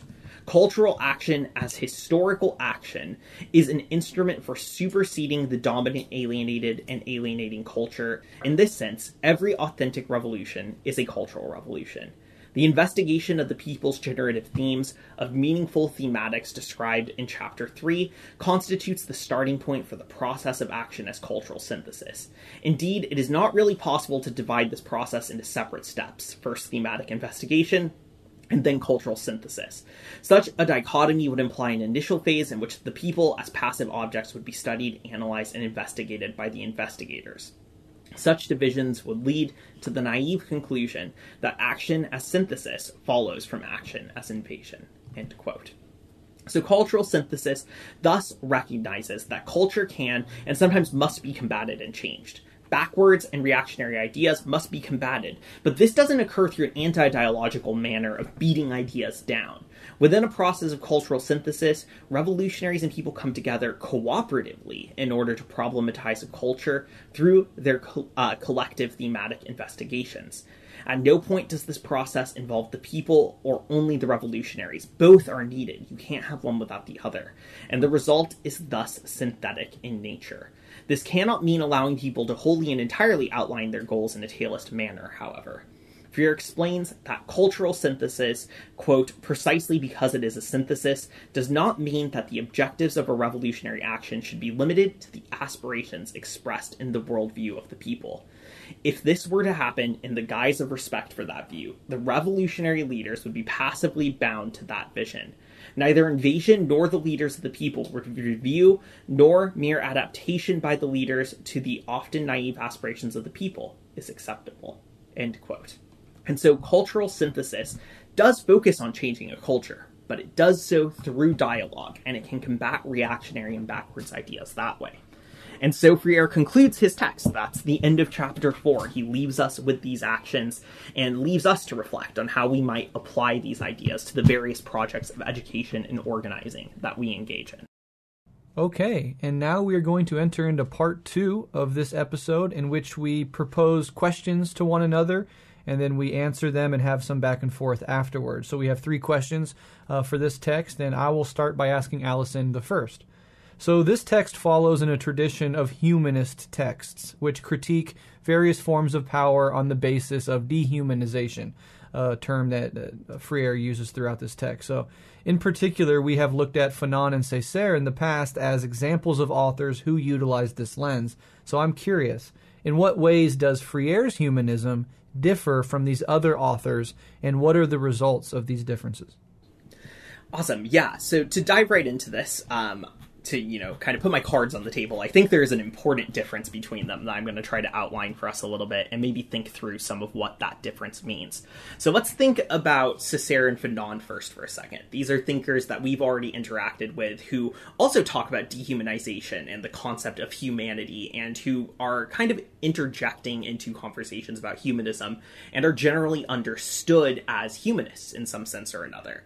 So in Césaire's discourse on colonialism, right, Césaire tells us that what he's critiquing is what he sees as a false European humanism, right? And he points out that the category of human, as constructed by sort of Enlightenment European philosophers, has never been a true universal category, right? There has never been true universal human rights, and that the exclusion of colonized people has always been part of that definition of humanity. So to be human was to be European in some way, and therefore dehumanization of the colonized was a critical aspect of colonialism in terms of its ideology. To treat the colonized as subhuman or as animal was a justification for excluding them from the rights of man that Europe claimed to uphold at the time. So we saw that in Césaire very clearly. And one thing I think is important to think about in terms of Césaire's idea of humanity, that will come up in Fanon's idea of humanity as well, is this idea that humanity is constructed, right? For both of them, humanity is a social, historical, cultural concept that has been constructed to play a certain role. And Césaire, I think can still be understood as humanist in as much as he ends his text saying that the colonized need to be included within the category of humanity, right? There's not a rejection of the idea of humanity, but rather a critique of the way that humanity as a notion has been constructed and employed by colonialism. And in Fanon, we see something similar. Fanon also talks extensively about the dehumanization of the colonized as a part of colonial domination. And he also talks extensively about how the colonized are sort of subjected to an internalized dehumanization, where they come to see themselves as unhuman and inferior. And for Fanon, this form of dehumanization is challenged in the act of revolutionary violence. Revolutionary anti-colonial violence challenges the idea that the colonized are unhuman and are inferior to the colonizer humans by showing that they can fight them off, that they can compete with them, and are in fact human on that same ground as them. And so in both Fanon and Césaire, again, this idea of humanity that's developed is understood as a constructed historical concept that can be questioned and critiqued and then can be used as a claim for justice, right? That truly the oppressed and the colonized must also be included in humanity. So that's how we've kind of seen humanism used before in contexts fairly similar to this. But I think that Freire does something a little bit different with his notion of humanity in this text that I want to unpack a little, and then maybe we can discuss some. So when Freire talks about what it means to be human in this text, he does so by setting up a dichotomy between humans and animals, right? So in chapter 3, we see this in depth, where he says animals act on pure instinct. They don't have language in the way humans do. They don't have a consciousness of past, present, and future as things that they can act within and interact with, whereas humans do. And so when we are dehumanized, we are made unaware of those attributes of what it means to be human, and part of the goal of dialogue and education for Freire is to make us human, make us aware of our place within history and time, make us conscious beings who can understand the world around us. And so we go from being animal to being human. Now, I think there's a subtle difference here between the idea of humanity that Freire is employing and the one that Fanon and Césaire employ. Fanon and Césaire, when they're talking about humanity, are understanding it as this category that's always been kind of duplicitous in nature and that needs to be made truly universal. But Freire takes humanity to be a thing that can be outlined with a set of attributes and traits with an inside and outside that aren't historically contingent, but are universal. And for me, I think that's actually a point of some concern in this text, and one of the discomforts that I have with it. And maybe we can talk about this a little bit. But dehumanization for Freire doesn't really look like it does for Fanon and Césaire, where it's sort of internalizing these ideas. It looks like changing the consciousness of humanity in a specific way, but humanity, again, is treated as a static category that some things are excluded from. And this exclusion of animals from the category of humans also might be suspect philosophically. There are reasons to think that the things that Freire describes as unique to humans and not to animals are not actually true. We know now that some animals have forms of planning, some forms of understanding actions and causation in terms of the future. And so Freire seems to employ this entire taxonomy of human versus animal that's less constructivist in nature and kind of more static and maybe even metaphysical. And what I worry about with this text is that while there's interesting things that he does with that in this text, that's a lot of philosophical baggage that's being imported into this kind of anti-colonial tradition of humanism. Along with that comes the idea that humans have to be certain things to be humans, and that might cause problems when we consider questions of disability, for example, where we might start to come up against the edges of those ideas for humanity that Freire constructs. So one way that there's a difference is I think that Freire is using a non-constructivist idea of humanity here, whereas Fanon and Césaire use a constructivist one. And what the results of those differences are in this text might not matter too much, right? They all seem to come to the same conclusion, that we need to go through these processes that combat dehumanization and insist that oppressed and colonized people are human. But if we were to extrapolate that out further, I worry that it imports some assumptions into Freire's theory of education that could have really negative consequences when we apply them out to humanity more broadly. So that was just one thing that I wanted to wrestle with a little bit in this text, and one way that I think Freire stands out from some of the humanists we've looked at before. I'm curious, Breht, if you have sort of any thoughts on this question and how Freire's humanism functions. Yeah, I think you did a good job of explaining the differences, the subtle differences that even I don't think I fully comprehended while reading the text. I think it's very interesting how you put it. I do agree that the critique itself or the differences between Fanon and Césaire's humanism and Freire's might not have a huge impact on its face, but downstream philosophical concerns are certainly warranted, and that's part of what we're doing here is trying to dive into those. I do wonder, though, because we've covered this with Marx a little bit, and in his earlier phases specifically, when a more humanistic approach was more often taken by him, how you think Marx's humanism, insofar as it existed, or there's arguments that we've talked about between early and late Marx and humanism versus anti-humanism, etc. But I wonder if you think Marx makes a similar mistake. I'm a little foggy on the memory of exactly his argument. I know we covered it in depth, and I myself did long sort of scripts on Marx breaking down and comparing us to animals. And Marx, I think, also does that move where he's like, this is what differentiates humans from animals. So I was wondering if you had any thoughts on that. Yeah, I mean, right off the top of my head, I think that one difference is that Marx's form of humanism, which I think is doing that similar move, is much more minimalist, right? So I think that when Marx is making a distinction between humans and animals, the main criteria that he's talking about is the conscious act of objectifying the world around them, right? So humans are beings that look at the world around them, and they objectify it for their own ends, and animals do not. Now, I think, as science and philosophy have progressed, we've learned that that's not true either, but at least it's a more minimalist account of humanism, whereas for Freire, his understanding of humanity, I think, is a lot more fleshed out in a way that carries more baggage. So on the one hand, there is that objectification of the world around us, but there's also a consciousness of time that he talks about, a consciousness of language that he talks about, and a consciousness of intention and action that go above and beyond Marx that I think, again, if we flesh them out philosophically, might become a little bit tricky to deal with. That's a whole broader project, but something I think is worth being aware of. In terms of Marx, right, I've been fairly upfront about the fact that I'm somewhat sympathetic to the young Marx, late Marx divide, the idea that Marx kind of abandoned that humanism later. But even if he didn't, right, I think that it's worth thinking about these forms of humanism critically and thinking about sort of the baggage that can be there. Because one of the things that I love about Fanon and Césaire is that while being humanists, they're problematizing humanism, right? They are these humanists who are incredibly critical of it.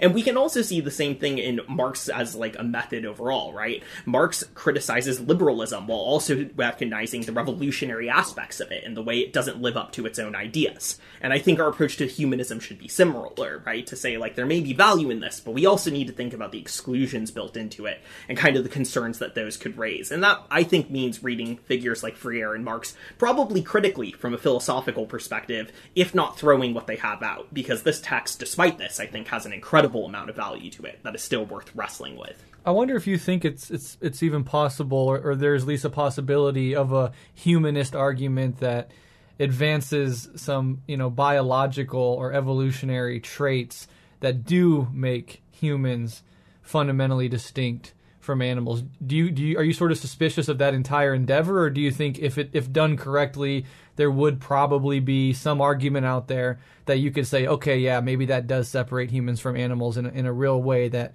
some of these other things don't necessarily accomplish?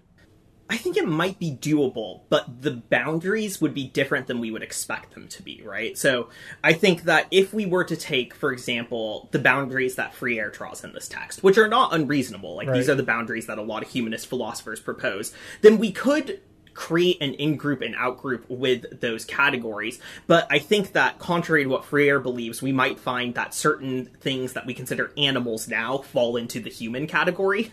So, for example, I think that if we were to take the list of things he talks about, there's sufficient evidence based on what we know now to suspect that cetaceans probably fall into that category, to suspect that potentially cephalopods like octopuses fall into that category, and also maybe that some pinnipeds like seals might fall into that category, and even some birds might fall into that category. As we've learned more about sort of the theory of mind of animals, we've come to see that some of these delineations don't exclude quite as much as we thought it might exclude. So it would be possible to do that project, but if you were to do it, I don't think that the boundaries would map up evenly with Homo sapiens and not Homo sapiens. Right. If that makes sense. Right. Yeah, and I do think there's a very easy metaphysical trap one can fall into when attempting to make these distinctions, as opposed to, I think, a more dialectical sort of apprehension of the full spectrum of intelligent life and how these hard and fast divisions are probably suspect in and of themselves. I recently went to Mexico because my wife's family is Mexican. They have family down there. They gifted us a trip to go see Mexico for the first time, and I actually got a chance to swim with dolphins. And it actually very, very intense experience to swim in the water with a creature that is so obviously intelligent. And part of the interaction was showing how they communicate. So you'd go underwater and you would hear them do their clicks and whistles, and just the range of noises that they make to communicate with one another. I mean, absolutely astounding how complex their language actually is. And I don't know, I was sort of blown away, and this is sort of a digression, but it makes sense when you think about it, but I don't think a lot of people think about it. The way dolphins make noises is through their blowhole on the top of their head. Mm-hmm. It's not through their mouth, and it's very anthropocentric to assume that they would talk through a vocal larynx like we do. But it's actually by restricting airflow in and out of the blowhole on top of their head that they make any sort of auditory noise whatsoever. And when they're out of the water and they do it, it is incredibly loud. Obviously, sound travels easier in water than through air. But I was sort of I was taken aback by the intensity of that experience generally. And I just think it speaks broadly to the sort of conversation we're having about just how underestimated the intelligence and linguistic capacities or language capacities and broader intelligent capacities of animals really are. Yeah, and I think that those are important things to consider, right? It might sound like a level of abstraction, but if we're building these boundaries into our theories of education and pedagogy, and then those boundaries aren't actually reflective of reality, then at least for us as materialists, that's a problem, right? That's something that we need to correct on the theoretical level. And that would be a broader project of, responding to this text to make that correction. And I don't think it means throwing away this text, but I think becoming aware of those limits that are built into kind of underlying theoretical propositions is just generally a useful practice for Marxists to undertake. Absolutely. Really interesting point. Awesome. Okay, so I'll go ahead and move over to that next question then. Cool. So working with Freire's dialectic of oppressor and oppressed, how can we come to a deeper understanding of the mentality of reactionaries in the present day? All right, yeah, this is really interesting. And I think the first thing to note here is that Freire asserts over and over again that the contradiction between the oppressed and the oppressor can only be overcome by the resolution of the contradiction itself, right? Never by the switching of positions. He says on page 56, quote, "If the goal of the oppressed is to become fully human, they will not achieve their goal by merely reversing the terms of the contradiction, by simply changing poles," end quote. Though he admits that in the short term, the former oppressors may very well need to be prevented by force if necessary from regaining their previously held power and thus re-entrenching the contradiction itself. So this short-term suppression in the name of egalitarian transformation is definitely not the same as oppression. And in fact, it's a necessary phase in the overcoming of oppression itself. But here's the truth about the reactionary mindset, regardless of how or where this process happens.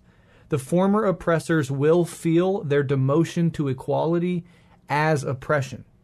Any restriction on their previous way of life, even for the common good, will be experienced by the oppressors as a violent infringement on their rights. This way of thinking, Freire argues, is a product of their experience as a dominant oppressor class. They are materialistic, they are exploitative, they are incredibly entitled, and they are used to turning everything, from the natural world to other human beings, into mere objects, mere means for their own comfort, domination, and sense of self-worth and superiority. And here we get into a complexity, which Alyson, I think, will address in full in the next question, regarding the definitional boundaries of what constitutes an oppressor versus an oppressed person.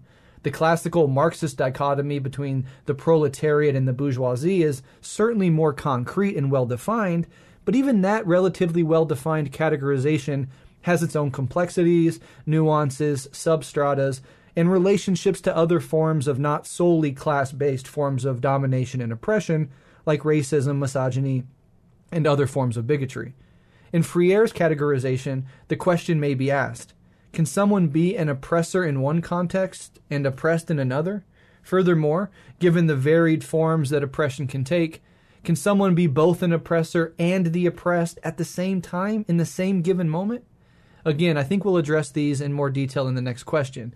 Suffice it to say here that even with these nuances and objections, we can still see this dynamic of the oppressor reacting to basic equality as if it were brutal oppression. Look, for example, at how white reactionaries of many different classes reacted to the basic demand of Black Lives Matter that the police should stop extrajudiciously killing black people.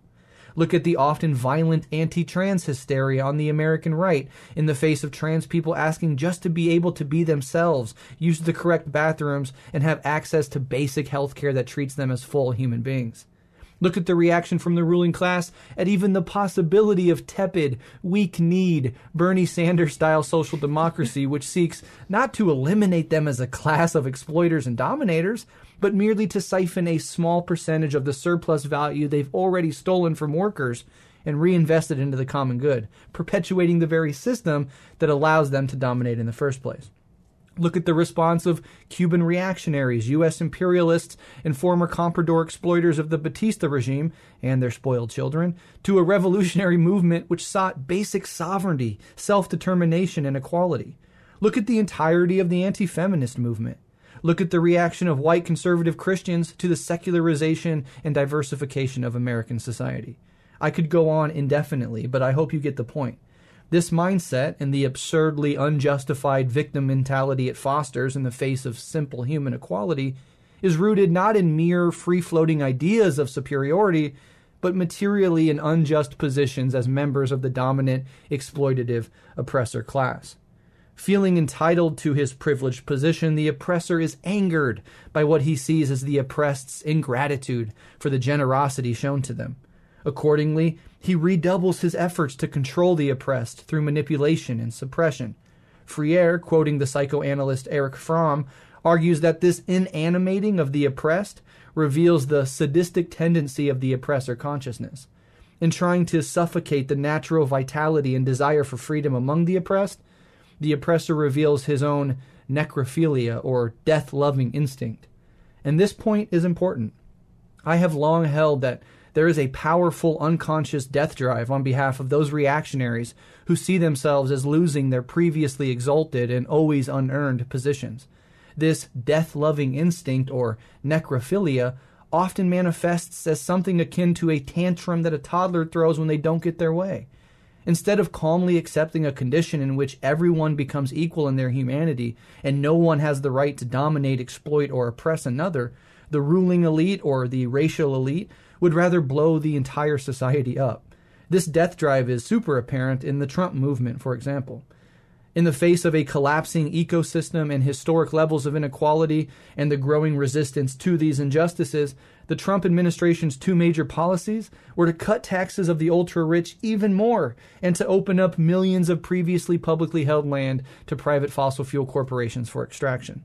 In the face of a climate crisis that demands the end of capitalism, those who are dogmatically committed to capitalism, as who most materially benefit from its irrationalities and injustices, would rather accelerate the process of extraction and burning of fossil fuels, even if it means the end of the world, than they would accept a new social, political, and economic order which, objectively, would be better for their own kids and grandkids. The cruelty of fascist movements, the sadism, the deep-seated desire to inflict pain on the most vulnerable and marginalized people in society is alive and well across the world. There is an exhilaration and almost ecstatic pleasure that reactionaries get by imposing suffering on those they deem below them, particularly if those people are rising up against their oppression. We see this death drive on the American right most clearly in their reaction to the COVID-19 pandemic. It demanded basic human empathy via the wearing of a small piece of cloth over your mouth and nose to help prevent other people from getting sick. But even this level of minuscule equality in the name of the common good, in which everyone could simply wear a mask to help ensure the health and safety of those around them, was too much to accept. Their entitlement to do whatever they want, whenever they want, regardless of who suffers because of it, was seen as inherently more important than anything else, including the lives of other human beings. In this process of refusing masks and freely available vaccines, and the resulting conspiratorialism and hysteria that is currently occurring on the American right today, it is now often themselves who ultimately get sick and die. In short, millions of Americans, consciously or not, would rather risk getting their entire family sick and possibly die gasping for air on a ventilator than show concern for another human being, especially black people, liberal people, trans people, immigrants, or anyone else that they see as fundamentally beneath them. This death drive, this sadism, this irrational cruelty, which are hallmarks of fascism, will continue to deepen and intensify as climate chaos demands radical transformation in all areas of our lives. And it is precisely in the forced suppression of the psychopathology and the class and racial hierarchies that foster it that will be a necessary part of our addressing the crisis in the just and equitable ways that the crisis itself demands. Alyson? Yeah, extremely well said. I think, one, you really get at what I think is one of the strong points of this book, which is kind of, and here it deeply reminds me of Fanon, the psychological components that it brings in, right? Thinking through how reactionary oppressors think. And to kind of expand a little bit on what you said, you hinted at this, but I really think we'll see this kind of necrophilia reach ahead with climate change as it continues, right? The simple fact is that in order to prevent 2 degrees of warming, which the amount of time to prevent that is rapidly slipping away, we would massively have to equalize living standards across the globe, right? There are parts of the globe that live at increased living standards because of the environmental degradation that they're able to do through resource extraction, through the use of fuel, through the use of electricity that pollutes the planet, and we would need to undo that. We would have to globalize a standard of living that would be abhorrent to many Americans, for example, if we wanted to avoid this. This is one of the central ideas of sort of the degrowth paradigm that I think is increasingly proving to be the correct paradigm here. And I think as those decisions become more obvious, and honestly, I think at this point they are already quite obvious, but as they become more and more obvious to people, the horrific thing that we'll see is people choosing, I'd rather doom my children than give those things up, right? I would rather consign future generations to a death that I may not have to see than actually, change these things. Because to me, the idea that giving up some part of my life so that the world can get along better, that's a form of oppression. That's an affront to freedom, to liberty, to all the things that I've believed in. And so we see that same mindset play out there. And my worry is that as climate change goes on, we will really see that kind of necrophilic death drive reach just horrific heights, because it is going to affect the quality of life and the standards of living that people in the first world have. And I think that those effects will be seen as an affront to liberty or freedom or whatever, instead of just the demands of the universe as it's changing. Mm-hmm. Yeah, absolutely. And I think we were asked a while back actually on an AMA about our thoughts on degrowth. And I think we sort of we have to do more investigation. We have some initial thoughts, but blah, blah, blah. And more I've become interested in the concept. And there's, of course, that book, Less is More by Jason Hickel, that I think is important. And when we're talking about the degrowth movement, it's also important to know that there's lots of manifestations of it. It's not one coherent, policy. Some people are much better than others when it comes to it. And I think somebody like Hickel, although I'm not finished with the book, takes questions of colonialism and imperialism and the global North and global South divide seriously, and the problems of capitalism more broadly seriously in a way that some degrowthers don't necessarily do. And so I think it's important to keep that in mind when you're diving into the literature. Maybe Alyson and I will be able to do more work on the degrowth front in the future, because I think it's a fascinating subject, and more the anarchy of market production and hyperconsumption, degrowth, especially in the imperial core and stuff, are going to have to be an essential part of dealing with the crisis. I just interviewed on Rev Left Radio, it's not out yet, but Max Eil, who wrote A People's Green New Deal. And we talk deeply about the concepts of climate debt, climate reparations for the colonialist processes that led to the current inequalities and the pain inflicted by the climate crisis. And so these are questions that are going to become more and more important, and we have to understand not only what we stand for. For example, the Cochabamba People's Agreement emanating out of the Bolivian Revolution, headed currently by Evo Morales, and the indigenous struggle there is a really wonderful internationalist, eco-socialist framework to think through what we're going to have to do as a global community to face the crisis. I encourage people to go and check that out. But not only do we have to understand our side of it and what we believe in and stand for, especially indigenous self-determination and things like climate and colonial reparations, siphoning stolen money from the global north into the global south, which will mean a reduction in the ability for the generally privileged and comfortable classes in the imperial core to consume as much and however they want. And that's going to be a huge site of reaction. And so understanding the mindset of reactionaries and understand what I think is an important element, the death drive inherent in so much reaction, is going to become increasingly crucial when it comes to combating it, because if you don't fully understand it, it makes it much harder to effectively combat. So I think on that front, Freire does us all a service by really making clear how that process works. Definitely. All right. Let's go ahead and do the final question in section 2. And this is what I hinted to, of course, in the answer to the last question. So Freire uses a fairly abstracted analysis of power. He discusses oppressed and oppressor, but rarely gives a more specific explanation of who the oppressors are and who the oppressed are. What purpose is there to this, and how does it impact the work more broadly? Yeah, so this is, a thing that several authors have kind of focused in on Freire, trying to figure out why it is that when he's talking about his pedagogy, he's talking about a pedagogy of the oppressed, right? It's not a pedagogy of the proletariat. It's not a pedagogy of the colonized, for example. It's a pedagogy of the oppressed.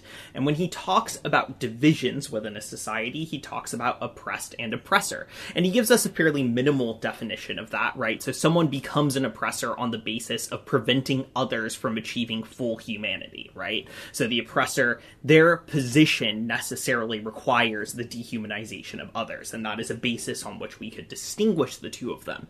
But at the same time, that's still really broad, right? And I think that, as Breht referenced earlier, it raises a whole host of questions that are hard to deal with, such as, for example, can one be an oppressed person and an oppressor in other contexts, and how do we deal with that? And I think that it's worth thinking critically through some of these sort of philosophical problems that are posed, that are, kind of result from the ambiguity that he uses. So first, to offer a potentially generous reading of why I think Freire is using this level of abstraction is that I think he wants this book to be useful to organizers organizing around a host of different things, right? So I think that one of the reasons is that Freire wants you to be able to work with peasants or with urban workers, and for this to still work, wants you to be able to work with all sorts of different groups, and so not specifying further is a way of building a broader framework that is applicable in multiple contexts. So it strikes me immediately that that's probably what he's trying to get at. And it also strikes me immediately that Freire probably does have a fairly complicated view of different kinds of oppressions in relation to each other. Throughout the text, but especially in chapter 3, we see Freire talk in depth about the way that different contradictions and the forms of violence around them are all interconnected to each other and form a broader social totality. So he probably, I think, would be able to account for the ways that different types of oppression bump up against each other in various ways. So to be generous, I think that the reason that he does this level of abstraction is in an attempt to make this more applicable in multiple contexts and more useful for revolutionary organizers organizing around different things. So, with the generous reading out of the way, let's think a little bit, perhaps, about some of the critical baggage that might come along with this, though. So the first thing that I think is a little bit difficult is that the kind of approach that he takes here is agnostic to a lot of the different identities and experiences of the people that you're interacting with. So, for example, if we think about Freire's hypothetical in chapter 3, where one goes to the people and begins this process of developing a curriculum with them, Freire discusses two groups involved in this process: the organizers, who are revolutionary organizers, and the people, who they are interacting and dialoguing with. But because Freire is talking in such levels of abstraction, he never really discusses the internal contradictions that might exist among those groups of people, right? There's this assumption that the people that are in these meetings with you are the oppressed, and you are struggling against some third party, the oppressors, and against a situation that they've constructed.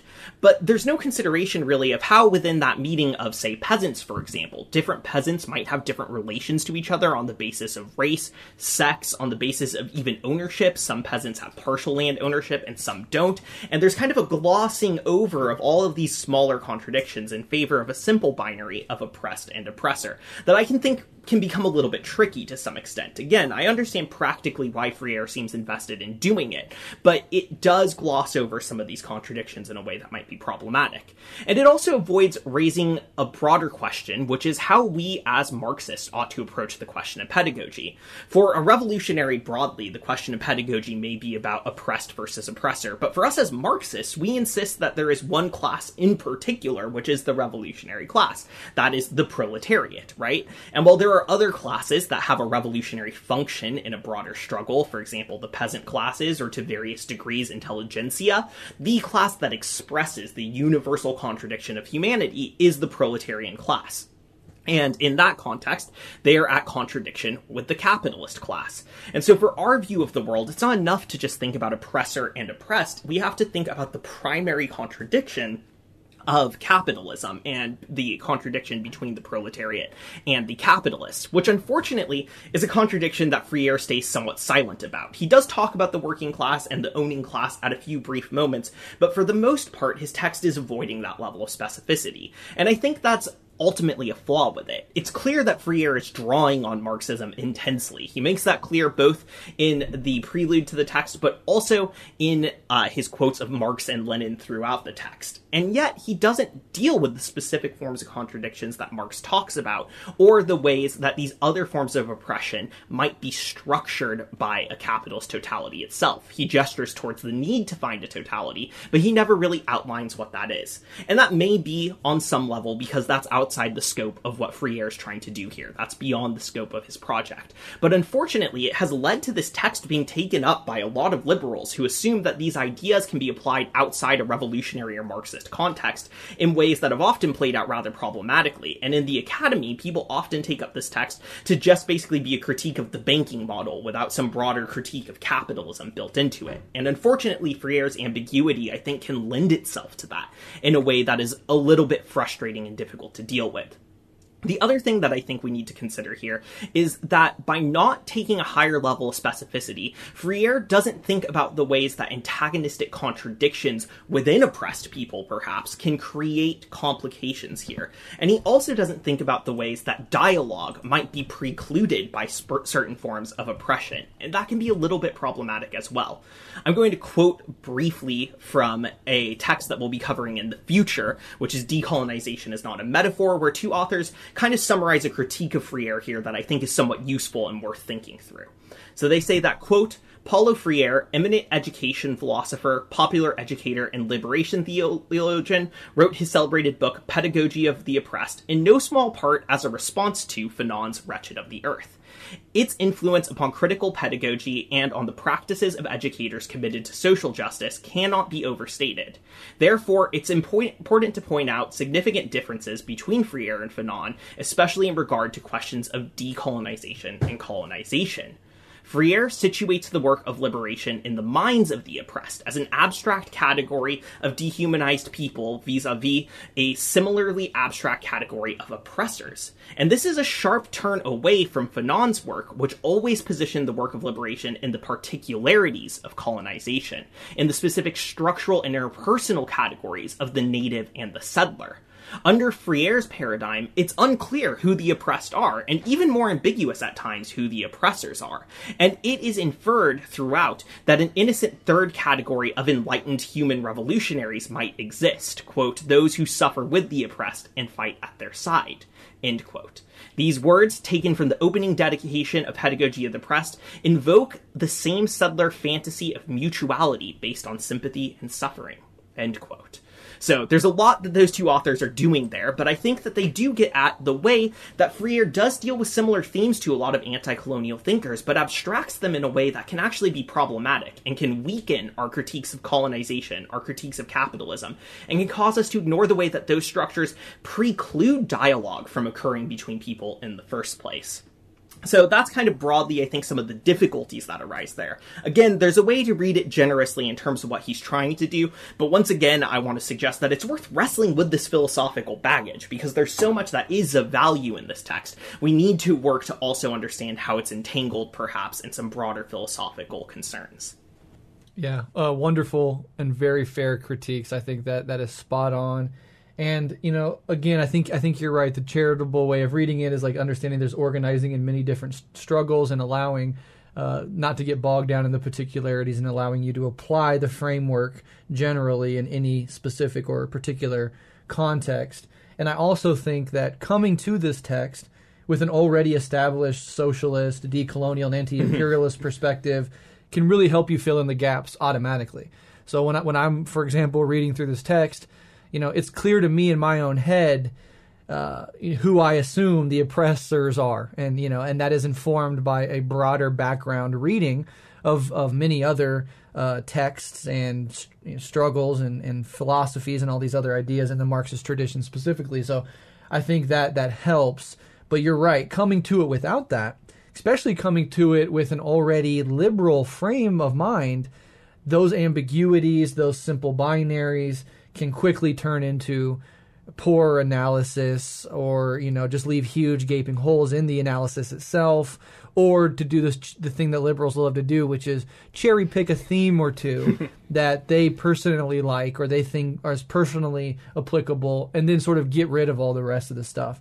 So I think it's very worth advancing these critiques, not as a way of putting down this text. I think both Alyson and I would argue and agree that this text is really like essential reading, especially for those engaged in like mass line style organizing and for teachers of any sort. I mean, you can be a kindergarten teacher or a college professor and anything in between.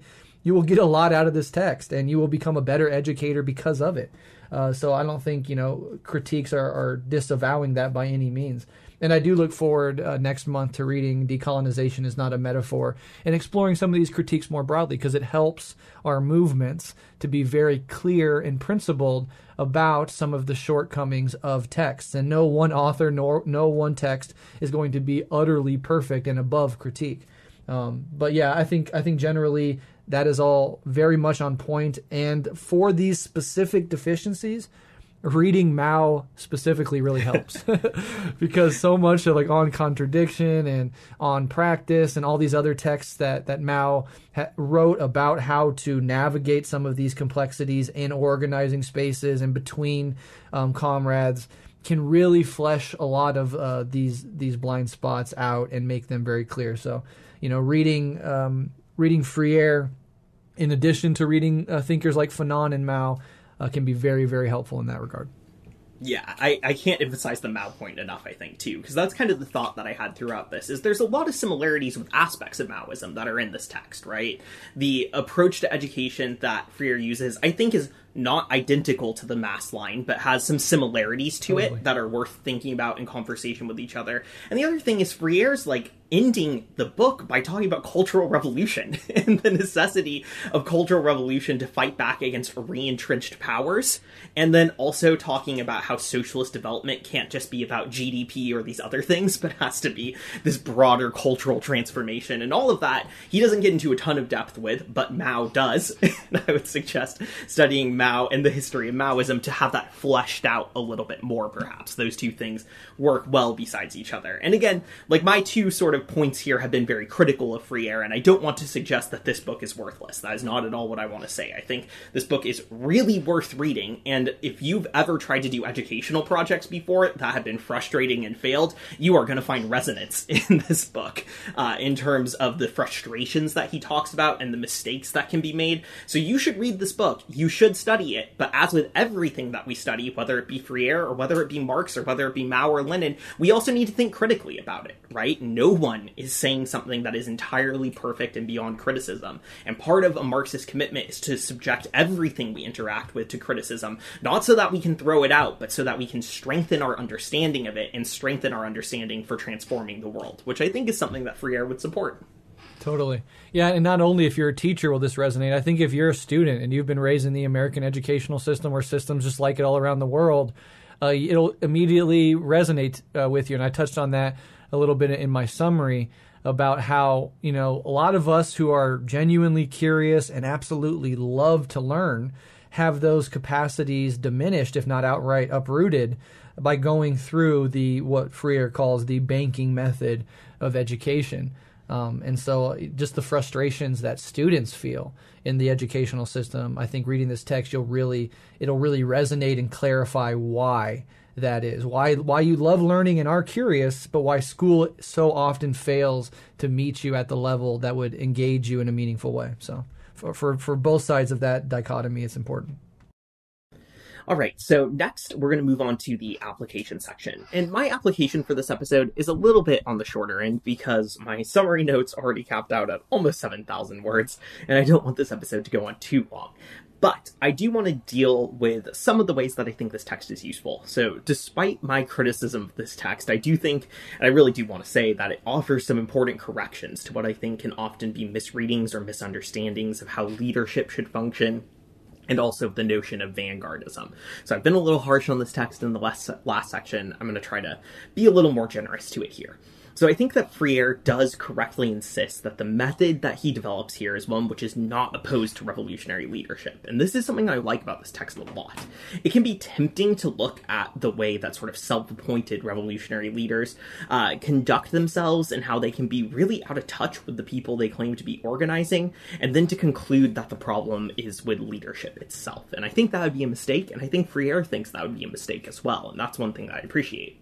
I think this text does a good job of resisting this kind of impulse towards horizontalism and instead asking us to reconsider the role of leadership and its relationship to the masses. This isn't really an abstract theory of leadership that Freire is giving us here, and I think that's to his benefit. It's a grounded insights of how we actually interact with the masses and raise consciousness. Anyone who's really done any form of organizing at all knows that these questions are really pressing and immediately demanding. No matter what kind of project you're trying to do, you should be asking yourself as an organizer, how does this raise consciousness? How does this lead people to understand capitalism more broadly and their position within it? And Freire does get at that a little bit. Whether you're doing mutual aid, self-defense training, union organizing, or really anything at all, it's crucial that the work that we're doing goes beyond just meeting basic needs to actually raising consciousness. And this is a really difficult task. I know this personally from experience, and I'm sure others who've been involved in organizing know this as well. But revolutionary organizers often do kind of come to these situations with a bunch of preconceived notions of what an interaction of consciousness raising should look like. And this can lead to a lot of frustration when these notions don't really match up with the expectations of real-world people that organizers have kind of come up with in their head. So Freire acknowledges this frustration, and I think attempts to offer a corrective with his form of social investigation and his pedagogy that's at least worth thinking through and trying to determine what we could take from it that would be helpful. Unfortunately, the correction that Freire offers isn't really an easy one to apply. If we think about it a little bit, some of the ways that people often will attempt to do propagandizing, for example, is, they're relatively simple. It's not too hard to print pamphlets or propaganda posters or to distribute a newspaper. All of these are kind of classic examples that we see. You can definitely put a lot of work into producing these projects, but ultimately the process of distributing them can be really, really simple, right? It can actually take very little work, and it can really end up not asking organizers to build real connections or step outside of their comfort zone. For many organizers, and God, this has been myself in the past too, distribution simply means pairing literature with goods that are passed out as part of a mutual aid project, or maybe wheat pasting propaganda, and that's about it. The actual process of getting it out there is pretty minimal, both in terms of time and in terms of commitment.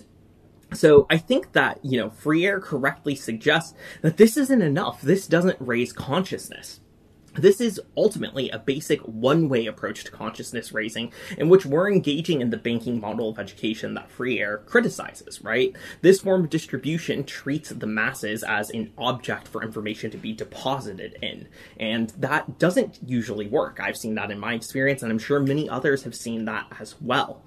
What this text, the Pedagogy of the Oppressed, challenges us to do is to actually form relationships that are based on trust, love, and care with the people that we're seeking to organize and serve. And that's really hard, right? This goes beyond one-sided distribution of educational materials.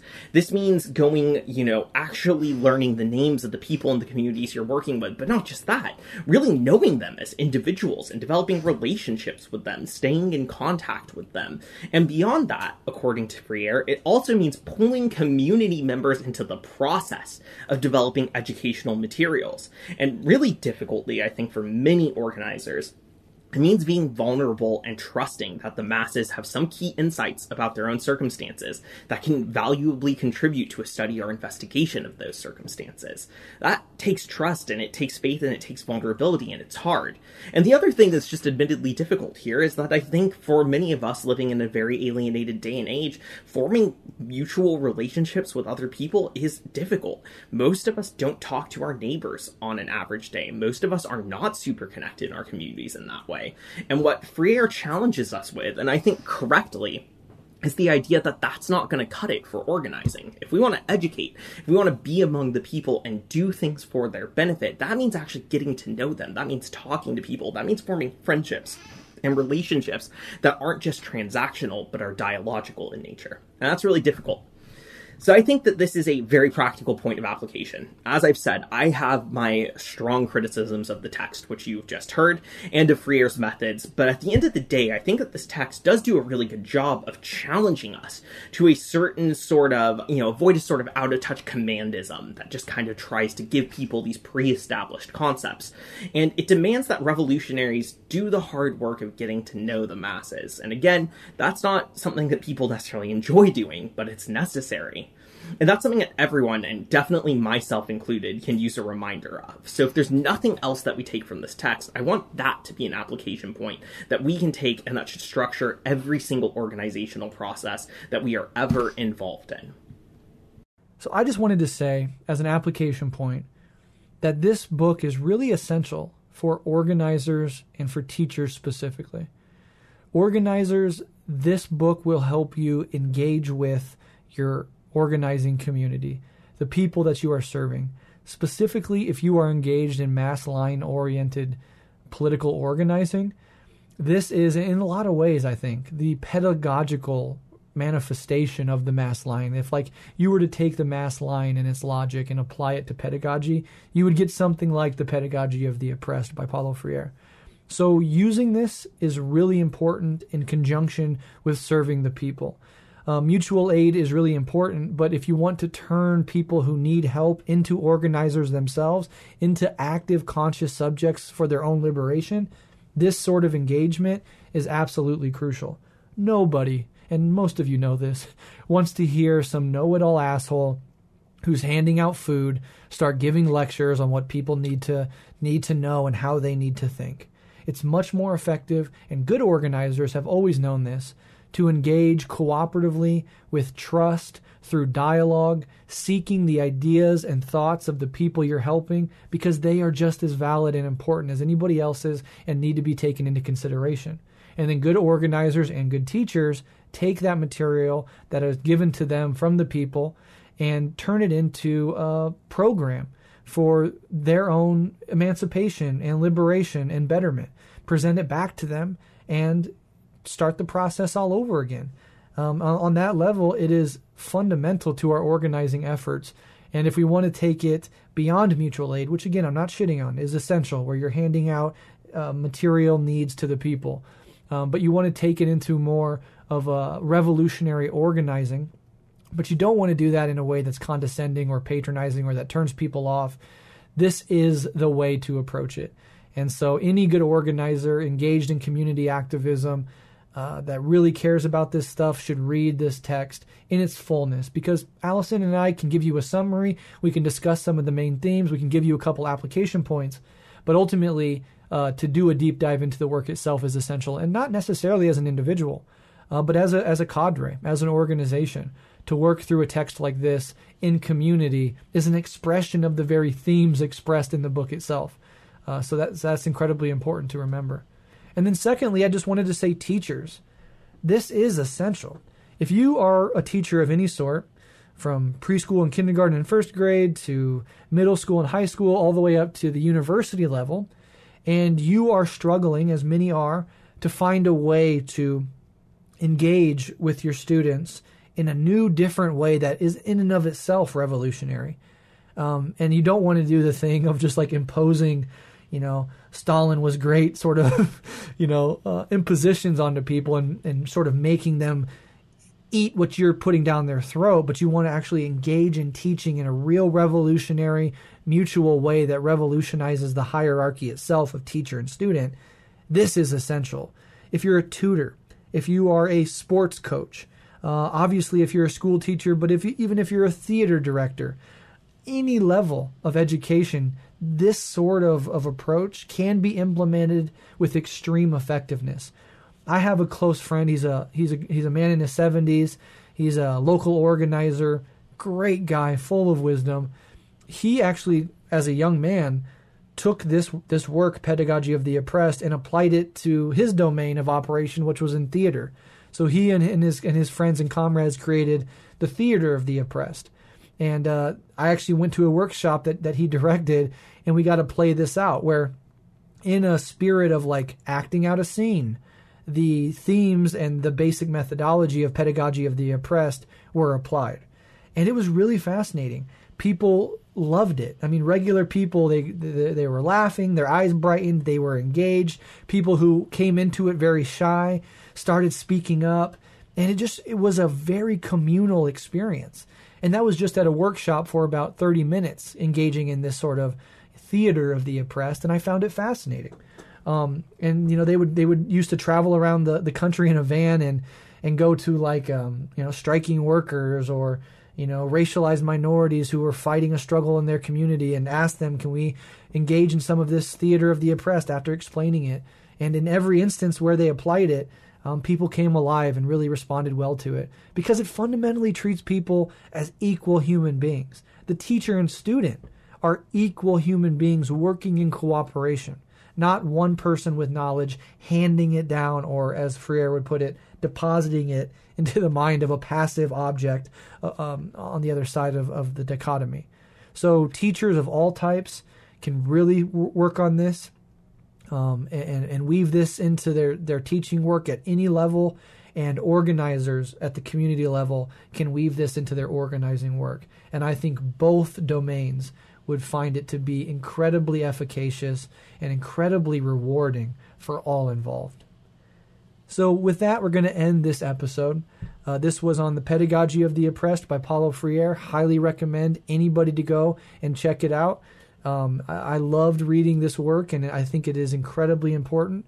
And it addressed a lot of problems that I had sort of thought about and wanted to address in a systematic way, but never came across a text quite like this that articulated it so well and helped lay it out so clearly. So definitely check it out. Definitely use it within organizations.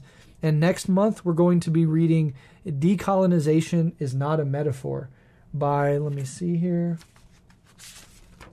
Tuck and Yang. And it is in part a sort of reflection on and criticism of this work. So if you like this episode, you read the book, you want to read the book, go ahead and get that done. And then Decolonization is Not a Metaphor is coming out next month. Alyson and I will tackle that. And we'll bring up, as we did a little bit in the discussion section of this episode, some criticisms and think through some of the implications of this work and see how we can struggle with this text to make it even better. And so it's only 40 pages, so if you want to get a head start on that, absolutely go and check that out. And as always, if you want to support what we do here at Red Menace, you can join us on Patreon /Red Menace Pod. We'll link to it in the show notes of this episode. And in exchange for a few dollars a month, which really helps keep this show going, you get access to a bonus monthly Patreon episode. And this month, Alyson and I got deep into the latest IPCC report and really tackled it, talked about its implications, etc., for a good amount of time. So if you're interested in that, you have a few extra dollars laying around, you want to support the project more broadly, in return, you get access to stuff like that, and I highly recommend it if possible. We deeply, deeply appreciate it, and it helps me, David, and Alyson's family so much to be able to have that help. And if you don't have money, totally fine. These episodes are always going to be free, and if you want to help the show some other way, leaving us a good review helps. Sharing it with your friends and family helps. And of course, as I've said multiple times, sharing it within organizations. These episodes as guides to texts that you're tackling in cadres or organizations is amazing and beautiful. And we hear that people do that, and it makes our hearts swell with pride and happiness that organizers around the country are taking the work that we do here and weaving it in to their organization work. It means the absolute world to us, because from the very, very beginning of Red Menace, it was not just about intellectually learning stuff. It was always about how these things can guide our on-the-ground organizing and help transform the world, not just understand it. And we hope we contribute to that process. Love and solidarity to all of you. Talk to you next time.